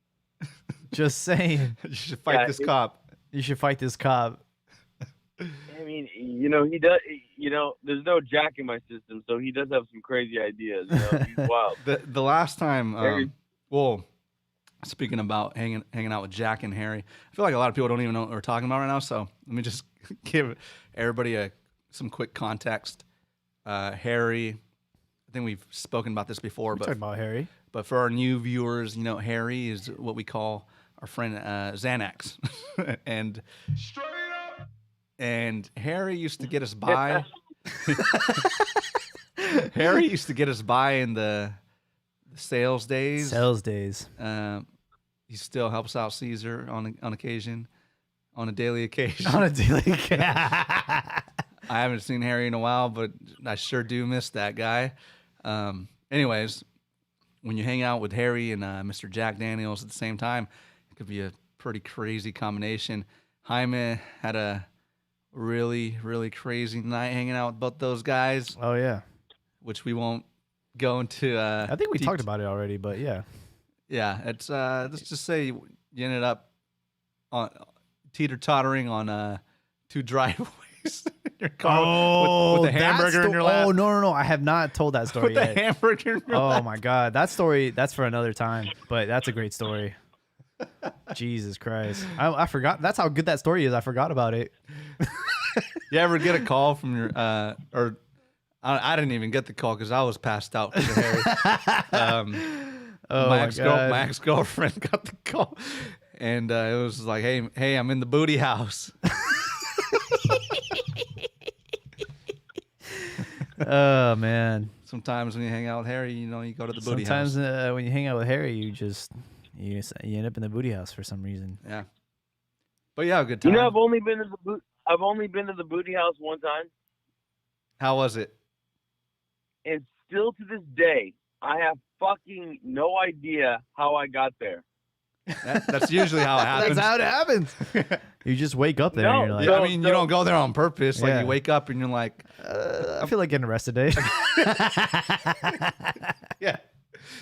All right, so hear me. So this is I would do anything for this footage. I'm gonna take a leak. So hear me on this one. I want everyone to buckle up, all right, just to kind of get an idea. So this is Thanksgiving Eve. So every year, everyone for our high school would go to this one bar and we get fucking shit-faced, right? A lot of people would do that, all from all their hometowns. We had this one bar everyone would go to right before Thanksgiving and, catching up, getting fucked up, all that stuff. So at this time I lived in Santa Barbara. Now I'm back in the Bay visiting everyone. And it starts off where I have a beer. And next thing you know, I am in the bar. I'm chopping it up with my friends, talking to some hoes. The stories that people tell you, you're like, damn, this chick did end up looking hot. This chick still's ugly. So you kind of, everything, you're trying to see who you're going to smash that night, right? Yes, sir. And next thing you know, I'm in a cop car, right? Wait, what? And things aren't adding up. What? Things aren't adding up. I'm like, what the fuck am I in? And it's a cop driving me, and I'm like, what the fuck is going on? And next thing you know, boom, I black out again. I wake up. Now I'm doing fingerprints, and damn, the guy's asking me. He sees Santa Barbara. At the time I was going to the city college, so he saw the city college. He's like, what classes are you taking? And I knew what I was trying to say, but I was just like, duh. You needed subtitles, right? You needed fucking subtitles. God knows what the fuck I was saying. Then all of a sudden, boom, I snap out of it. I look up. I see my donkey friend, and he's in a cell, and he's tapping on the window. And I'm thinking, what the fuck is going on? Who did we kill, right? Like, I have no idea what's going on. Then I wake up again. This is the fucking 6th blackout, all within an hour, right? I wake back up, and I see a brown paper bag. I see a milk, Cheerios, a banana. What? And then I see another paper bag with the same food. I'm thinking, why is there 2 paper bags and why is there just me in here, right? Then then boom, blackout again. I wake up and these guys start reading me my rights, and I'm just like, what the fuck just happened? And I'm talking to the cop. I'm pleading. I'm like, bro, like, what the fuck? Tell me what the fuck happened. You know, this isn't right, blah, blah, blah. Like, get me the fuck out of here. And then, boom, I black out. Guy gets my name, and somehow I am fucking out of the jail. And I am like, what the fuck happened? I see my homie. I have no shoelaces. Now, it's, it was like the Hangover version, but fucking before the Hangover movie even came out, when it's like the ending, right? Damn. So I pieced back everything together. I had to get drug tests to find out that that me and my 2 homies got fucking roofied. Oh, so my shit. homie recaps the whole story. So we were buying drinks for these one girls. We must have got the wrong drinks because we end up doing we did like a Irish car bomb or some shit, and that was the only drink I had before a beer. I had a beer earlier and a fucking Irish car bomb, and that is it. And I got kicked out of the bar within an hour. And it was me, the other guy that got roofied, and the other guy, right? So my friends had so the whole story fills in where I guess I got caught stumbling, and then I got caught pissing on the side of a fucking wall, and a cop grabs me. Jeez. He doesn't catch me pissing, but he just knew I pissed, and he arrests me. And then I go, well, what fucking happened with the paper bag? He said I was in a drunk tank with another guy, and supposedly some guy. I said this guy said something, was talking shit to me. And right as I slapped the food out of his hand, and when he went to go turn around, I guess I kicked him in his back, right? The fuck? I'm sorry, I missed this whole conversation, but continue. Oh, this is just a night where Harry took over. You know, Go on. No need to explain. Go on. Oh, this is just So I got off scot-free, and that was me.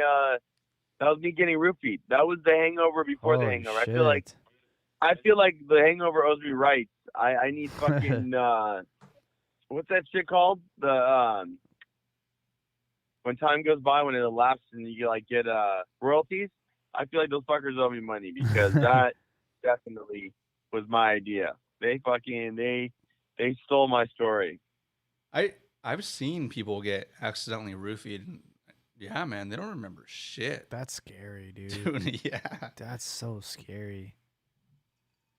Yeah, dude. It's a fucked up. It's even worse than you have no appetite. You have like fucking cold sweats. You try to process a thought. It's just a goddamn flatline blur. Like you cannot think at all. I try to it's crazy. Yeah, one time. I was like, fuck. Many years ago, I had a friend message me on Facebook back when this is a long time ago, and he goes, "This is out of the blue," and he goes, "Hey, you ever roofied yourself on purpose?" What? And I'm like, "What? No." He goes, "Oh yeah, I roofied myself on purpose last weekend," and then he went on to tell me this crazy ass story. But I have actually seen somebody accidentally take a roofie at it was a frat party in San Jose. We were with one of our female friends, and she comes up to us and she goes, "Hey, this really creepy dude keeps asking if you can make me a drink." And then she said like, okay. And she said he went to like his room or something, and then like came back with the drink. And he's like, here you go. Oh, damn. So she's like, I don't trust this shit. So like, does anybody want it? And then of course one of our idiot friends was like, yeah, I'll fucking take it. And dude, he got roofied, bro. What happened to him? Within 30 minutes, he was just like chilling in a corner at the party. You could just tell he had no clue what was going on. He's just not there. Like, damn. His eyes were just, it's like when someone stares through you. Yeah. And for the rest of the night, bro, he was a zombie. Fuck. Yeah, pretty crazy. So where the fuck do people even get roofies from? Like where does, let's say, like right now, if you're like, I'm gonna go roofie somebody. Mm-hmm. Who do you call? What the fuck? Where do you even get that shit, dude? You gotta be. Do people have a roofie guy? Yeah. Mike Epps, he's the roofie guy. See, that is a great question. Yeah. Where the fuck? Where the roofie hotline? What's the roofie hotline? I've never ever not once. What's the like scientifical like term of that drug? Roofalin. Roofalin. I've never ever not once, even like I've known some sketch people, dude, and not once has anybody ever said, "Hey, bro, I got that roofie, those roofies on lock, man. Just hit my line." Like not once, bro. Like in my life.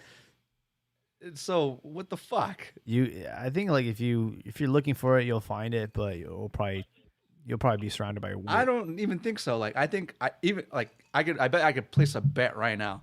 I could try it my absolute hardest. You should go try find roofies right now. I bet if I tried my absolute hardest to find roofies for like the next 2 weeks, I would come up empty-handed. You know what you should do is you should try and find roofies and then find out like all right, you finally find a plug and you're like, oh, you fucking creeper. Report him. Yeah. Call the cops. The rapist.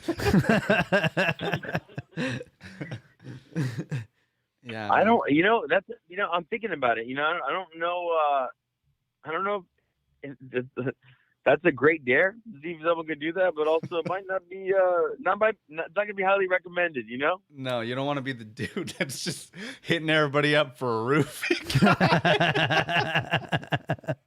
Going on. Honestly, I think he was a mistake. I think it was just some asshole that had no idea what the fuck he was selling. He thought he had like some fucking good blow, and was like, you know what? Imagine. And he was like, hey, try this, and you're like, what the fuck? And then all of a sudden he's like, okay, you fucked up, and then people were like, I blacked out, and then then fucking it became in a roofie. It was just I think it was some like mixed up shit, but yeah, it is a fucking actual or not a prescribed, but it's just, yeah, I don't know. There's a lot of fucked up shit out there. I don't know. Like, there's a lot of fucking. Do you remember Solly? He one day he didn't show up for work, and then I was like, hey, man, what happened? And he's like, oh, I was in the ER. I got roofied last night. I'm like, what the fuck? But dude, that's what I'm saying. Where the fuck are these people getting these roofies? Look, imagine like I took that bet. Can you imagine how many bridges I would burn if I was just hitting up all the sketch people I know, and the phone call went like this? Hey, bro, what's up? Hey, man, you know I can get some roofies? Like, do you imagine how many people would tell me to fuck off and like never talk to me again, and also tell everybody else I'm a creep? Like, dude, that's what I'm saying. It's like, where are these people getting this shit? I don't understand it. It's such a creepy thing to ask somebody. That is really creepy. Even like the most sketch dude we know. I mean, you know who I'm talking about, Caesar. Oh yeah. He's like, oh yeah. I guarantee. I guarantee he has a bootleg version of it. I guarantee there is the. You know why he says? I guarantee that. Oh, I got those on deck. Bootleg version ever. So there's this guy at our old company who you would ping him on GChat, and you'd just be like, I need one, bro, or I need like 5. Jeez. And he'd be like, I got you. 7th floor bathroom, 10 minutes. And Jaime's gonna go take a piss, and you already know, C's, you know, I 10 minutes, I'd go to the 7th floor bathroom, I'd go in a stall, and what what this guy would do, what he would do, he'd walk in, and he'd whistle, he'd be like, and I'd be in the stall, and I'd be like, and then I'd just come out, we'd do the transaction, and that's it, you know what I mean? And it was nice and easy, but I remember hitting you up, C's, and I'd be like, dude, I'm getting these bars. And these bars are, you know, they're not fire, but they're okay. And you were like, no, they're bootleg shit. Let me see them. Remember? And Yeah, I remember. And I brought them up to you, and you took one look at them, and you're like, that shit is fake. Yeah. You think you think they were fake though? You know, I'm almost 100% positive that he did not know that they were fake. Like, I think that he might have had an idea that they might not have been as legit, but then also did not know because it's someone that's not like an active, like he doesn't take that medication. You know what I'm saying? They were for sure it would fake. be like selling. It would have been like, yeah, I would say it was about 99% positive. I mean, when I took them, yeah, they were for sure fake. But Yeah, and I don't think he knew how fake they were. You know what I mean? Oh If no, that makes I sense. knew they Like, were. I knew they were fake, but yeah, they got the job done. You just had to take a little bit more. But I remember I brought some back from Mexico one time, and those were not fake. Those were hitters. You remember those? Yeah. Yeah, those some good Harrys. Good Harrys. There's a lot of bootleg Harrys out there, apparently. Be wary of the bootleg Harrys. I stand by Harry. You know, I'd vote Harry in for president. I stand for If dude, like, sucks that Harry had to move away from me. You know what I mean? Like, I don't have access to that guy anymore. I can't see him on a regular basis. But if Harry still lived next door, bro, I'd be hanging out with that guy every day. You know what I mean? You know, guys, one thing I was watching today, you know, it tripped me the fuck out. Like, I felt like I was fucking mind blown. You know, it's a trip that sports are back, kind of back, right? Kind of, yeah. I was tripping. Like, yesterday I was watching actual basketball, you know, and it was like the first time these fools hopped on the court before homeboy was sick, like whatever that was. Russell Westbrook, right? March.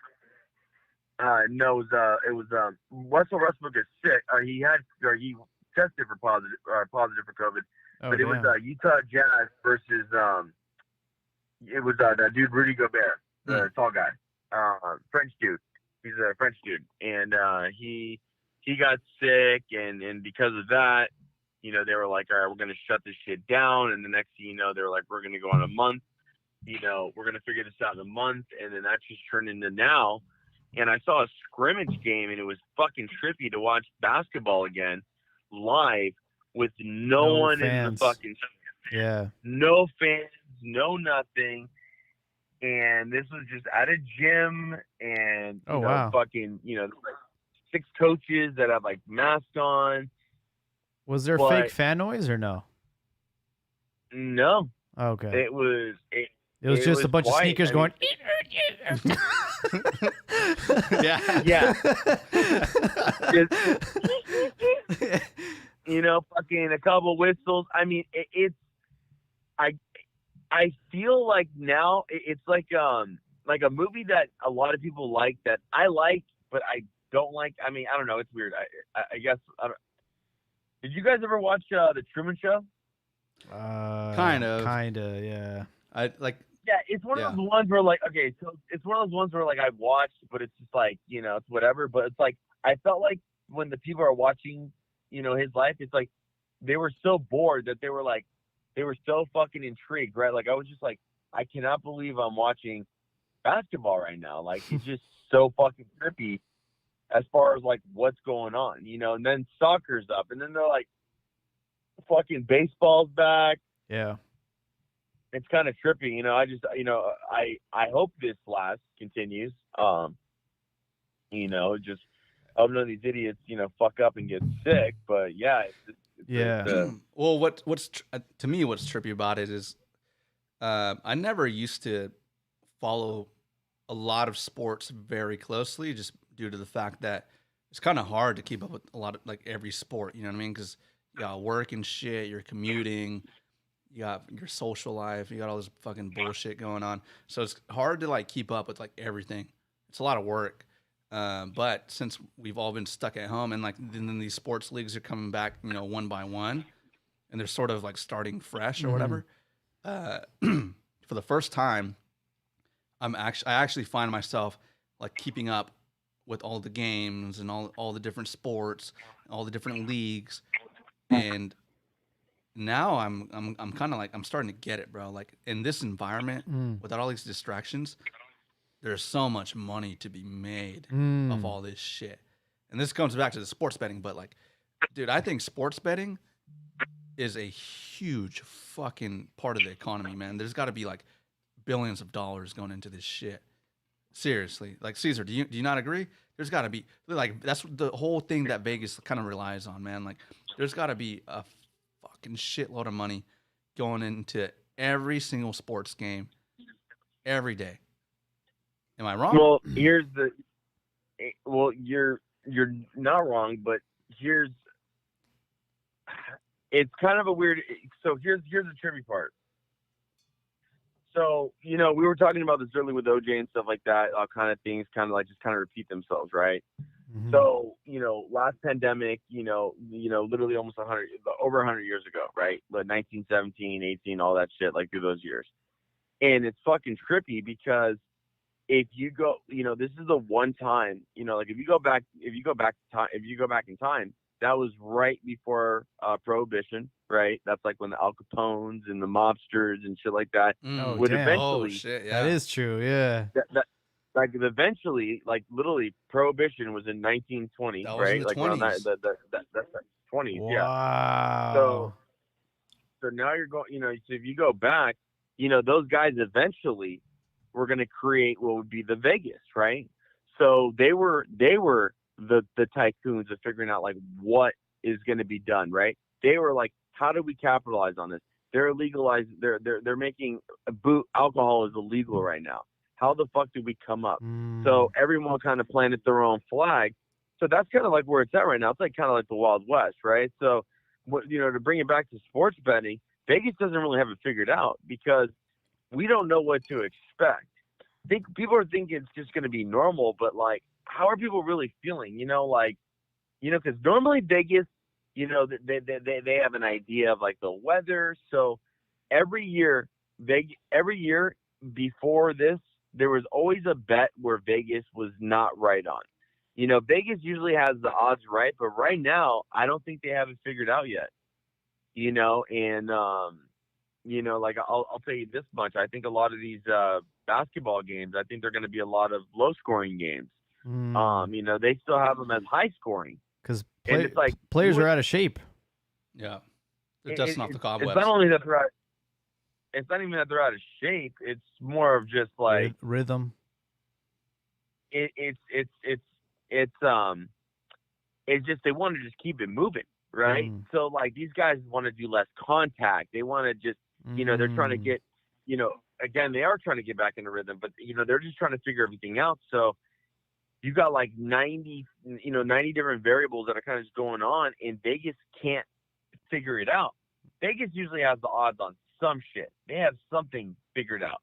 There's always, the house always wins, but right now the house doesn't have it figured out because the house has been taking a hit for the first time ever. Oh, right? Damn. So Vegas is now gambling, right? Vegas needs to come up because Vegas has no tourists. Vegas can't eat. That's right. right. Oh, wow. Yeah, that's true. Damn. They can't eat. So they're sitting there flipping coins right now, so this is the one time where holy shit, fucking man. Actually Didn't really think about that. Damn, I did not think about that. That is fucking crazy. I didn't think about that at all. Casinos are closed right now in Vegas, right? Or are they open? I don't know. It's like barely open. Like we're talking, they're taking if you put like a blackjack table for an example at like a $25 limit, and the rate amount of hands that they go, they make X amount of money, right? But the thing is, it just never sleeps. They got it going the whole entire time. Dang. So, with that being said, they're constantly making money. Even if some asshole wins $100,000, there's 100,000 people that are there that are already that just make up for a tenth. You know what I mean? Like they're making up for it. So they're constantly like they're in the plus no matter what.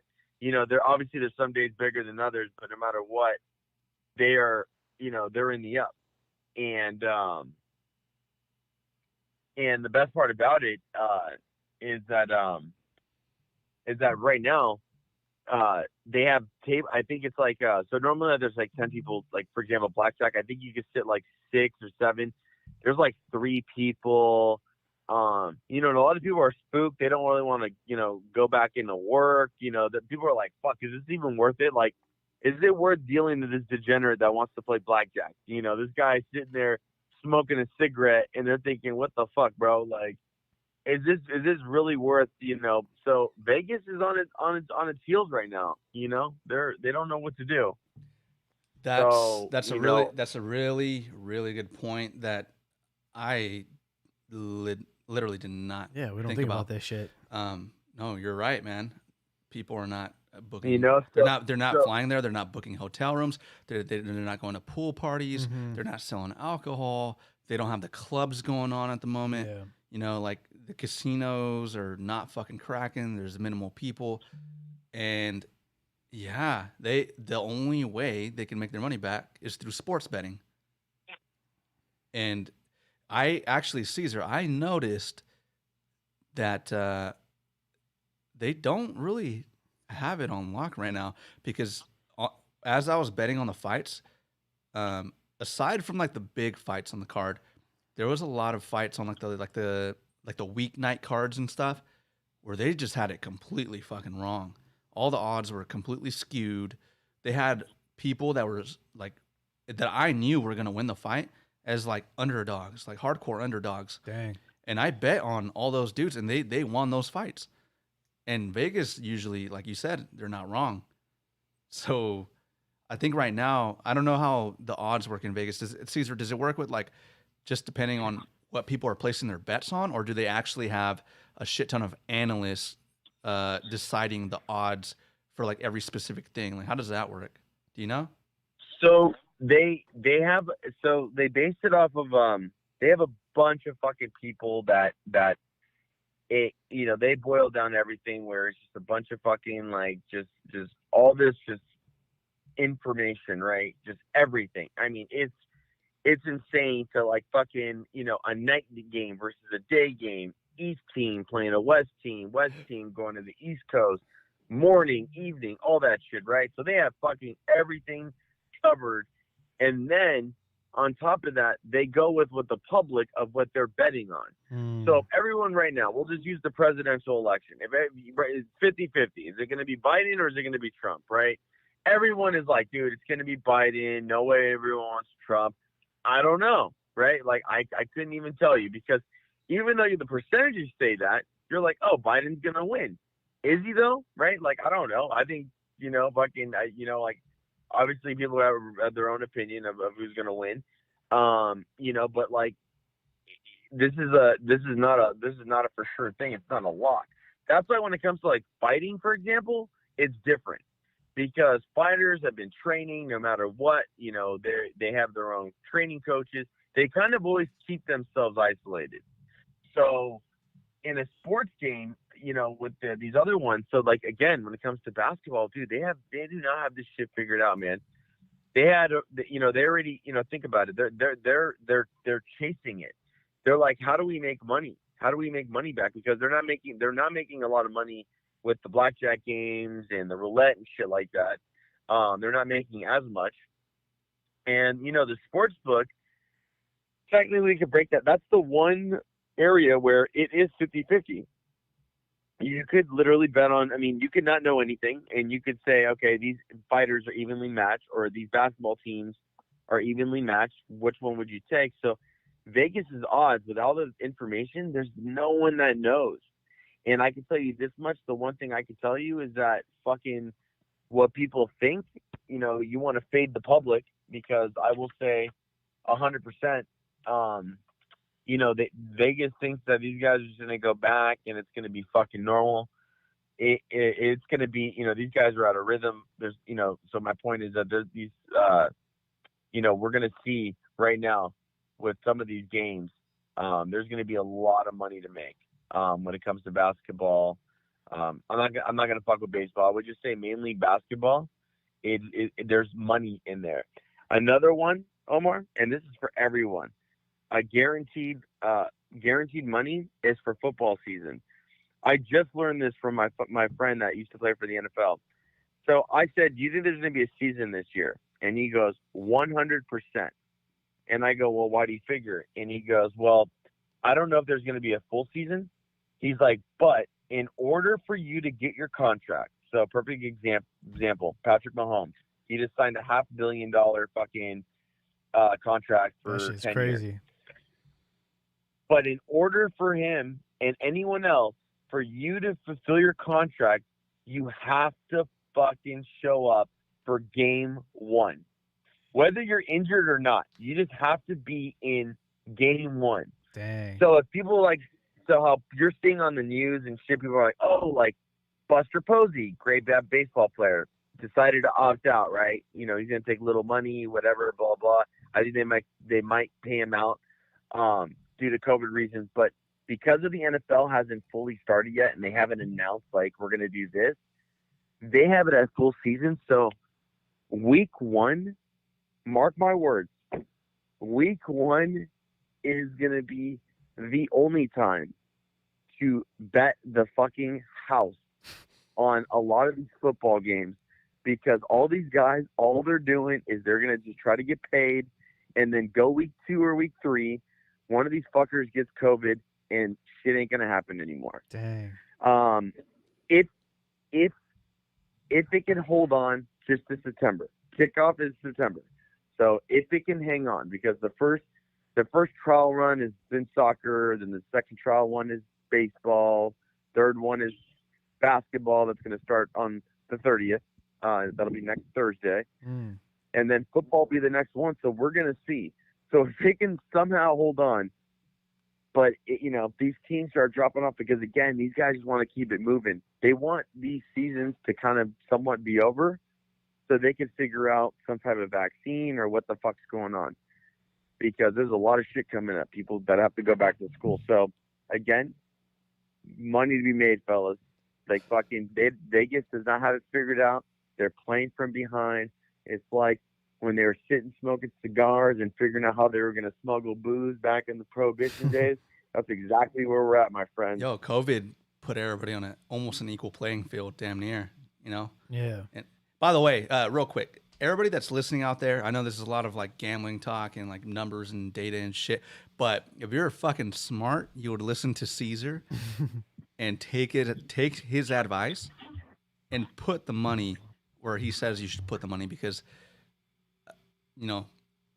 I just came off a really, really big weekend, and it's kind of because of what Caesar taught me. So I would listen to this guy. You can make a lot of money off of it.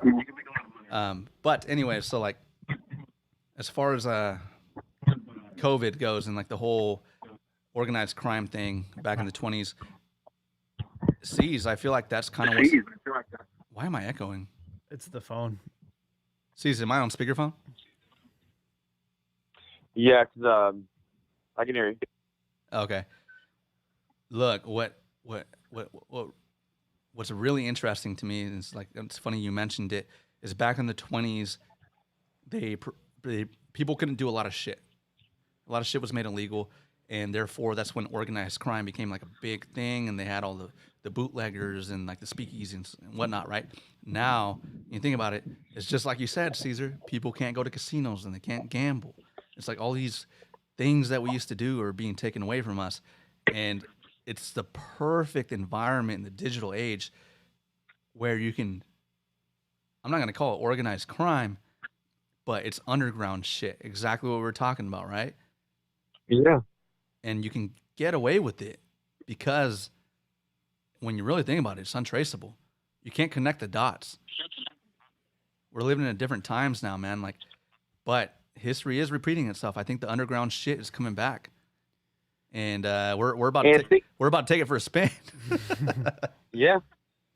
And if you really think about it, if you really, it's even grimier if you put in perspective this way, is that how full circle, it was a bunch of people that were sitting at the table, these big tycoons that, this is just literally right after and kind of towards the end of their pandemic.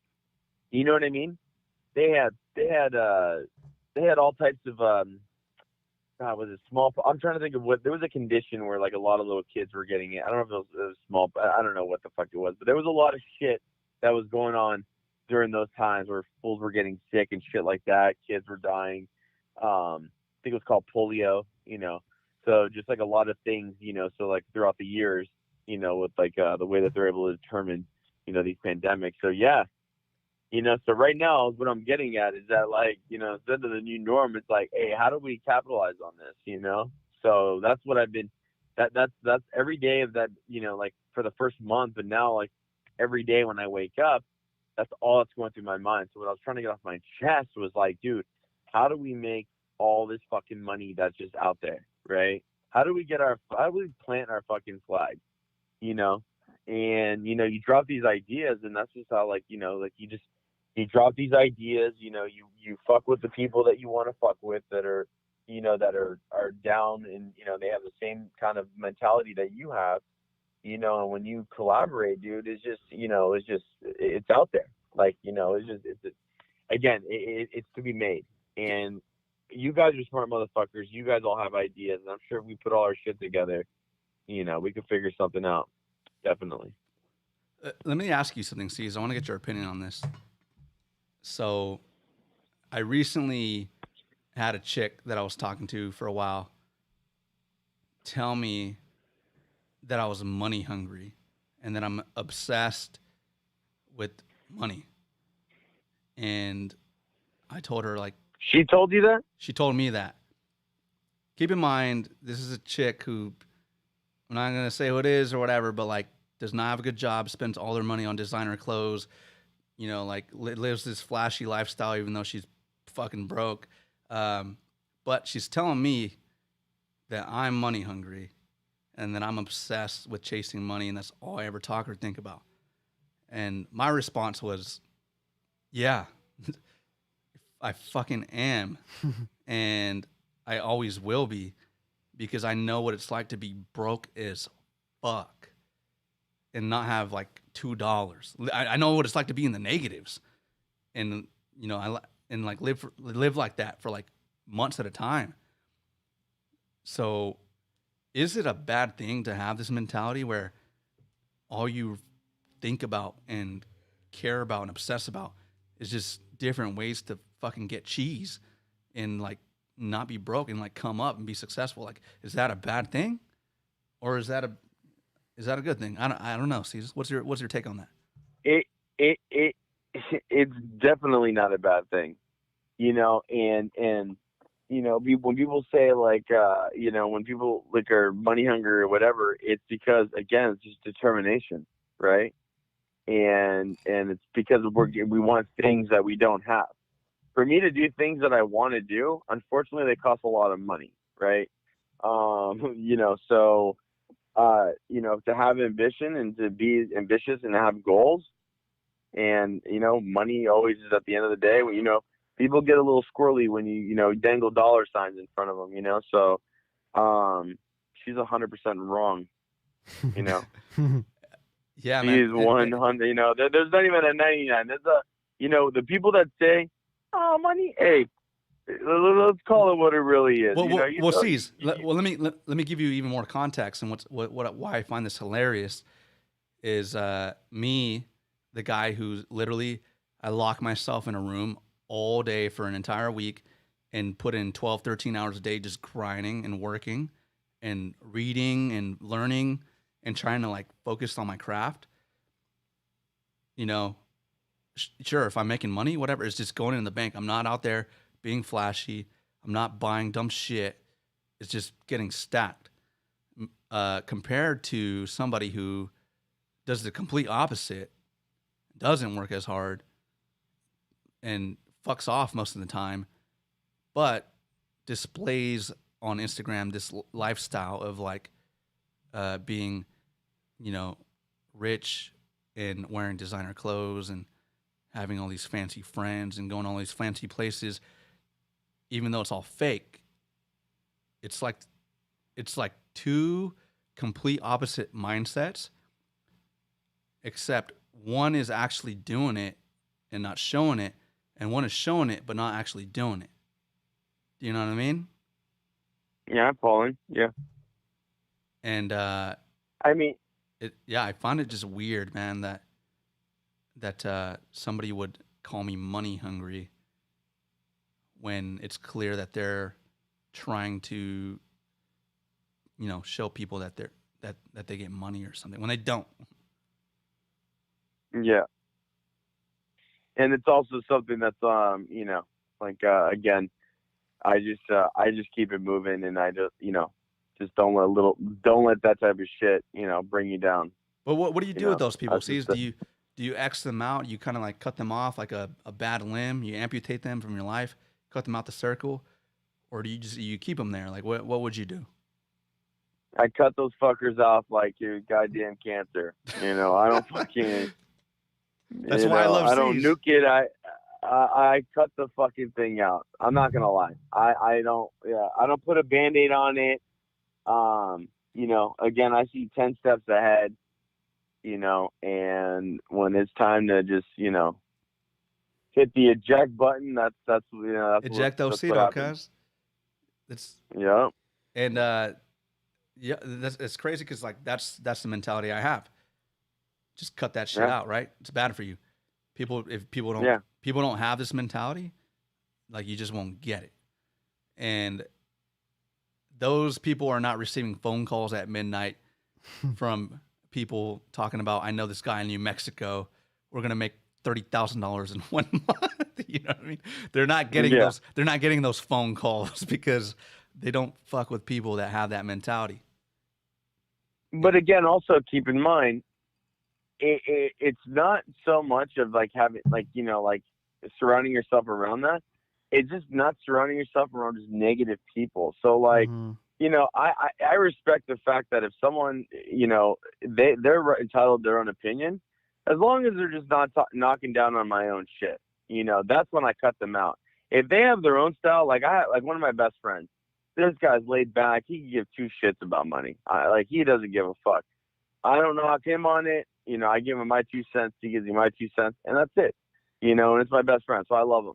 And it's one of those things where I won't knock on it. But if he was to get on my case, it's just going to be a back and forth, and it's just like that. Then all of a sudden, I'm going to cut that guy out. I'd cut my friend out of my life. You just that's just how it be. First I have to put him in check, but so it just you're going to have those people, but it's also like just not surrounding yourself where it's just going to derail you from what you're doing, or where you have to actually second guess or ask yourself, or ask someone like, yo, is this the wrong thing, or is this not where it's right? Regardless, and that's just the thing, just not surrounding yourself around someone that's just gonna just bring you down. They might view it differently. As long as they're not bringing you down, dude, it's all good. You know what I mean? You're gonna have those people. No, yeah, very good point. Jaime, you've been quiet. Are you I've been good listening. or what? I've been listening. I just think like you got to ask yourself, all right, I think we all have categories for certain people, and everyone has a role in their circle or whatever, friends or acquaintances or whatever you want to call them. But it's like if you get to that point with someone where it's like, are they really contributing anything to your life, or like what are they to you? What are they doing to you? What are you doing to them? It's like, where are we going with this? Yeah, So- and I was talking to Hyman about this the other day, and it's like the thing that sucks about it is, in your head, you're like, I need to cut this fucking person off because, like you said, they're not contributing. I'm not learning anything from these people. There's no loyalty here.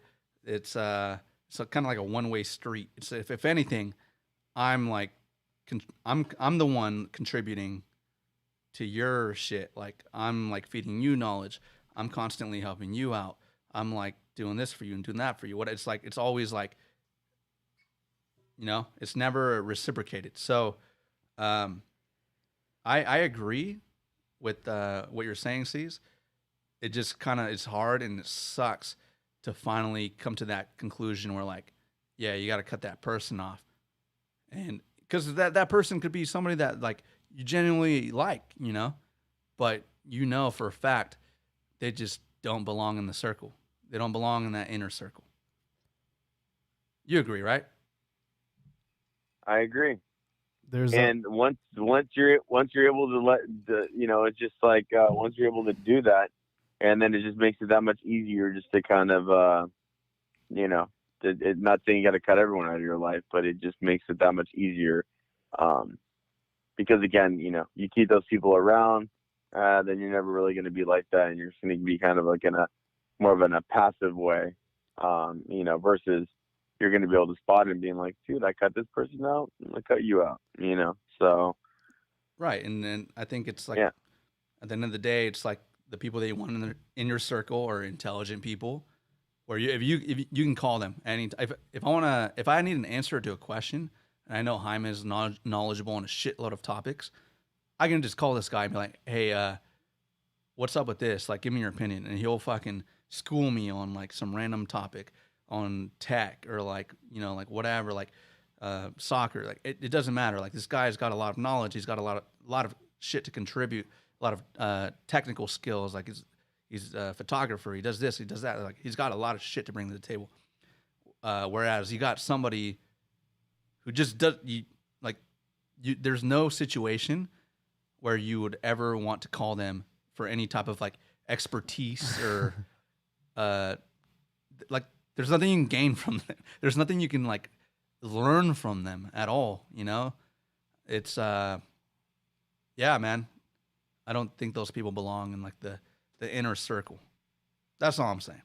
Oh, trust me, my roommate, one of my last roommates, just let's just say his wife was, you know, at the time they were not married, they were just dating, and then they became fiance, and then they became husband and wife, and she is beyond worthless. You know, like if you want to put a human being as far as worthless as you can be, yeah, completely cut her out. You know, I had to cut them off. You know, just beyond, and that was the first step for me being like, you know what, I'm able to move forward, keep it, you know, again, surrounding myself around people that, again, just not necessarily so much like mine, you know, like the same, like not in the same mindset, but again, just like who you want to bring around you, that like, it's again, people that bring positivity, the best out of you. Exactly. They bring the best out of you. They bring positivity. You learn from them. They share experiences with you that you wouldn't otherwise have. It's people that like help you grow. You know what I mean? And then you help them grow at the same time. But a lot of people out there are just fake as shit. If I'm being real, and they surround themselves. They surround themselves with like a ton of people who they don't really know, they don't really trust, they don't really gain anything from. It's just kind of like a fake sort of entourage of people, that a bunch of yes men, basically. You know what I mean? I've never been the type of person that surrounded myself with yes men. I'll hang out with the biggest weirdos or the smartest people, the nerdiest people, or like the jockiest people, the most ghetto people. It doesn't matter to me. It doesn't matter who you are, your background, whatever. Like, but it's always got to be just people that can be on the same level as you. And yeah, man, that's all I got to say on that. Reminds me of Forrest Gump, where he has this crazy long ass speech, and like you don't hear it. He's like, and that's all I gotta say about that.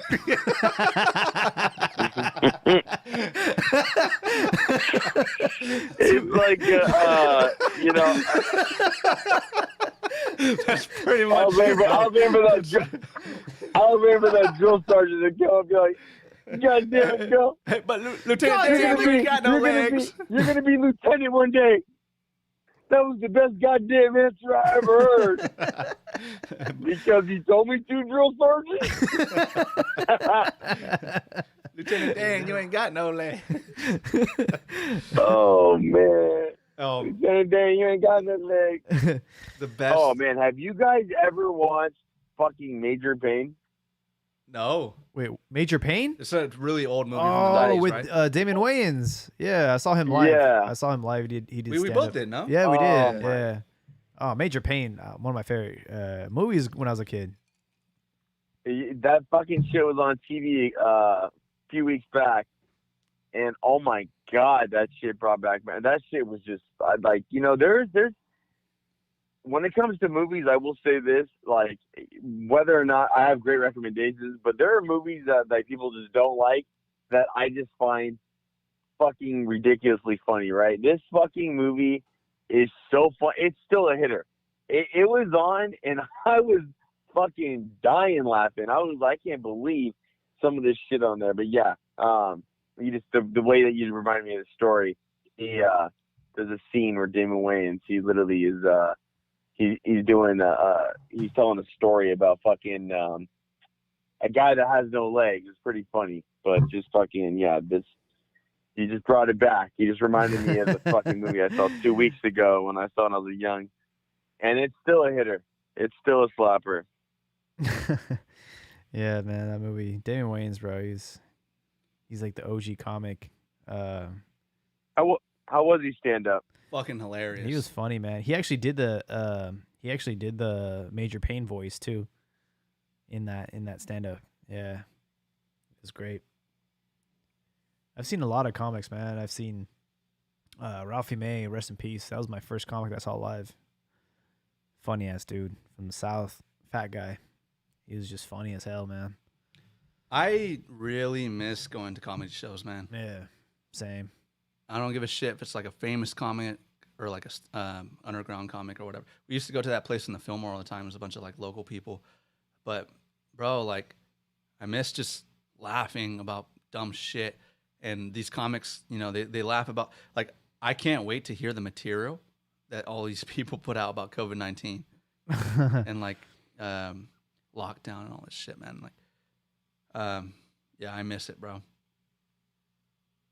No, there's gonna be some great. There is someone that is sitting there, and I would do anything just to hear. I would love just like when the dust somewhat settles. I would love just if it was just me, give Chappelle a joint, vape, whatever, and just listen. But bro, what would you say right now? What's some funny shit that you could go on with? I would love. I can't wait to see some of these comedy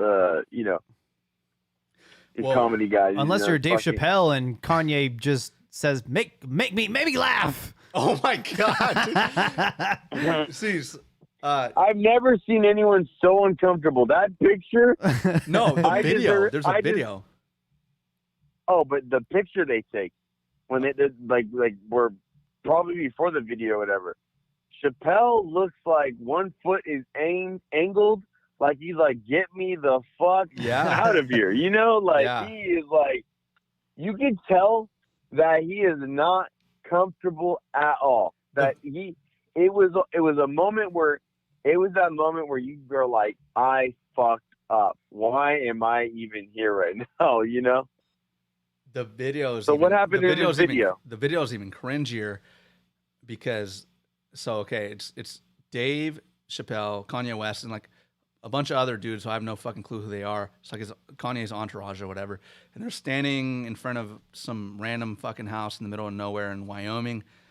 And they start filming. And Kanye's just like, yeah, I just want to say thanks to Dave or whatever. He's like, Dave, you know, like we're all kind of feeling down. Make us laugh. And Dave's like, what?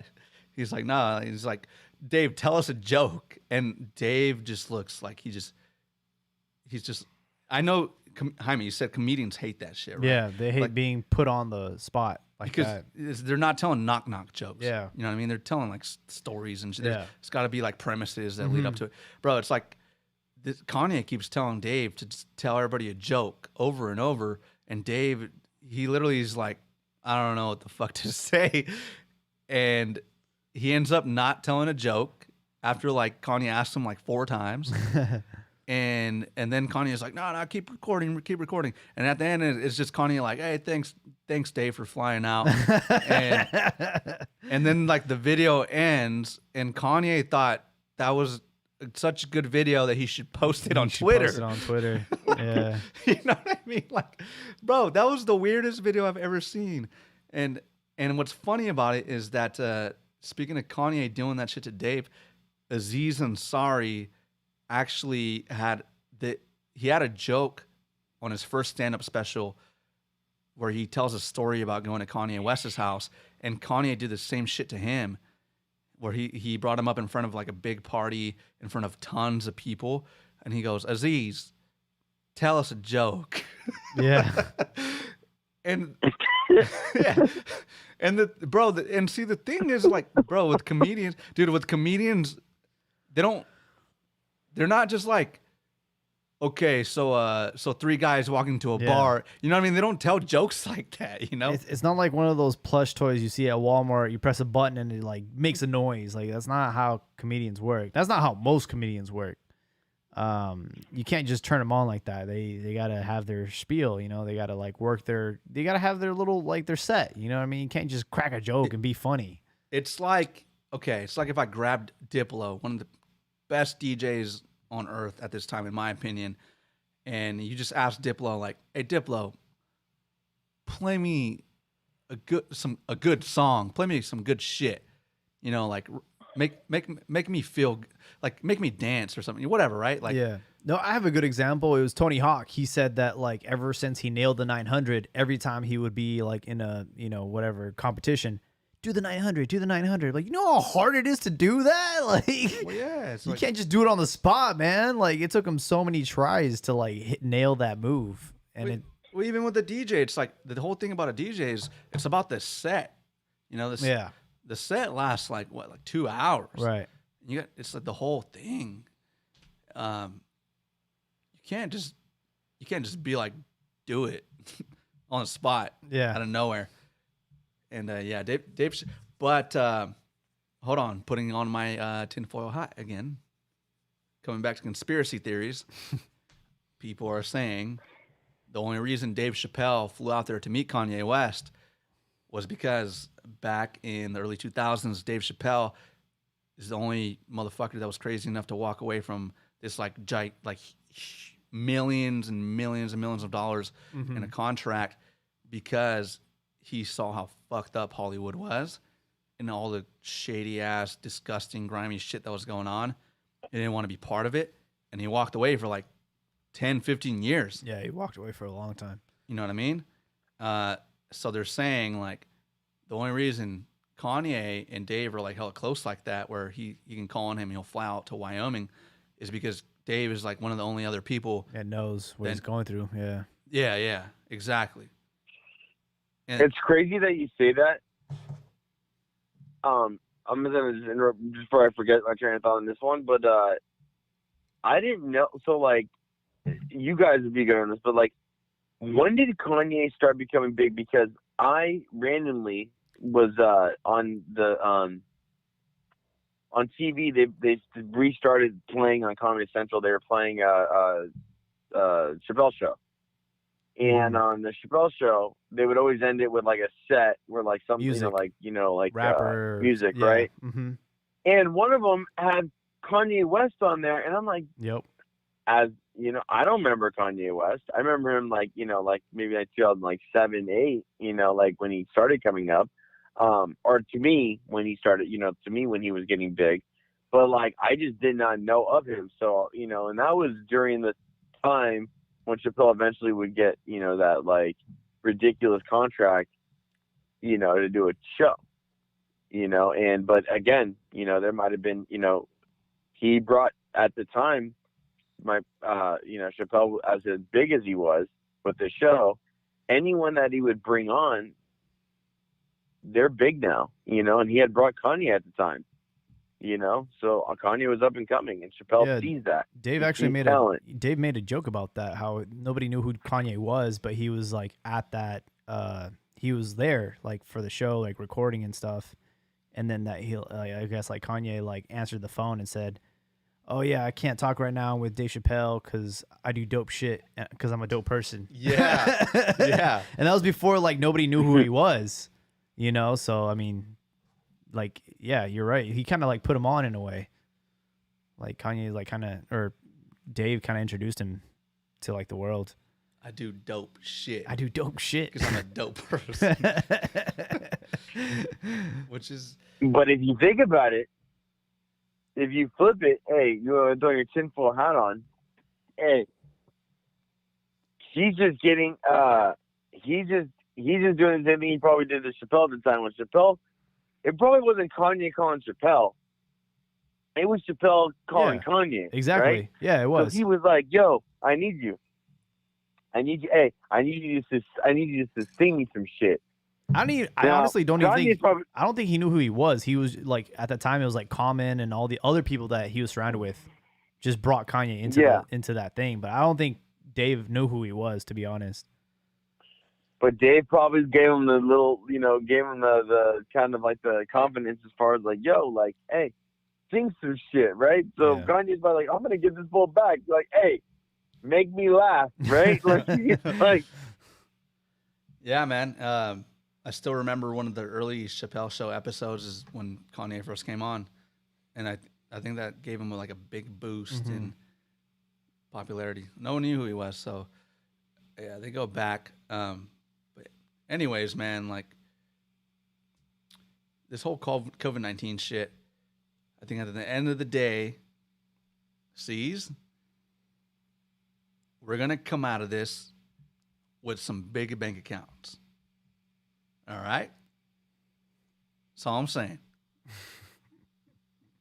You with me or not? Hey, motherfucker, are you with? Hey, don't put it on me like a hey. I ain't trying to. Don't try to Kanye me to make you laugh. Yes, we are gonna be. We're all eating. All right. If I'm eating, Jaime's eating, Omar's eating. All right.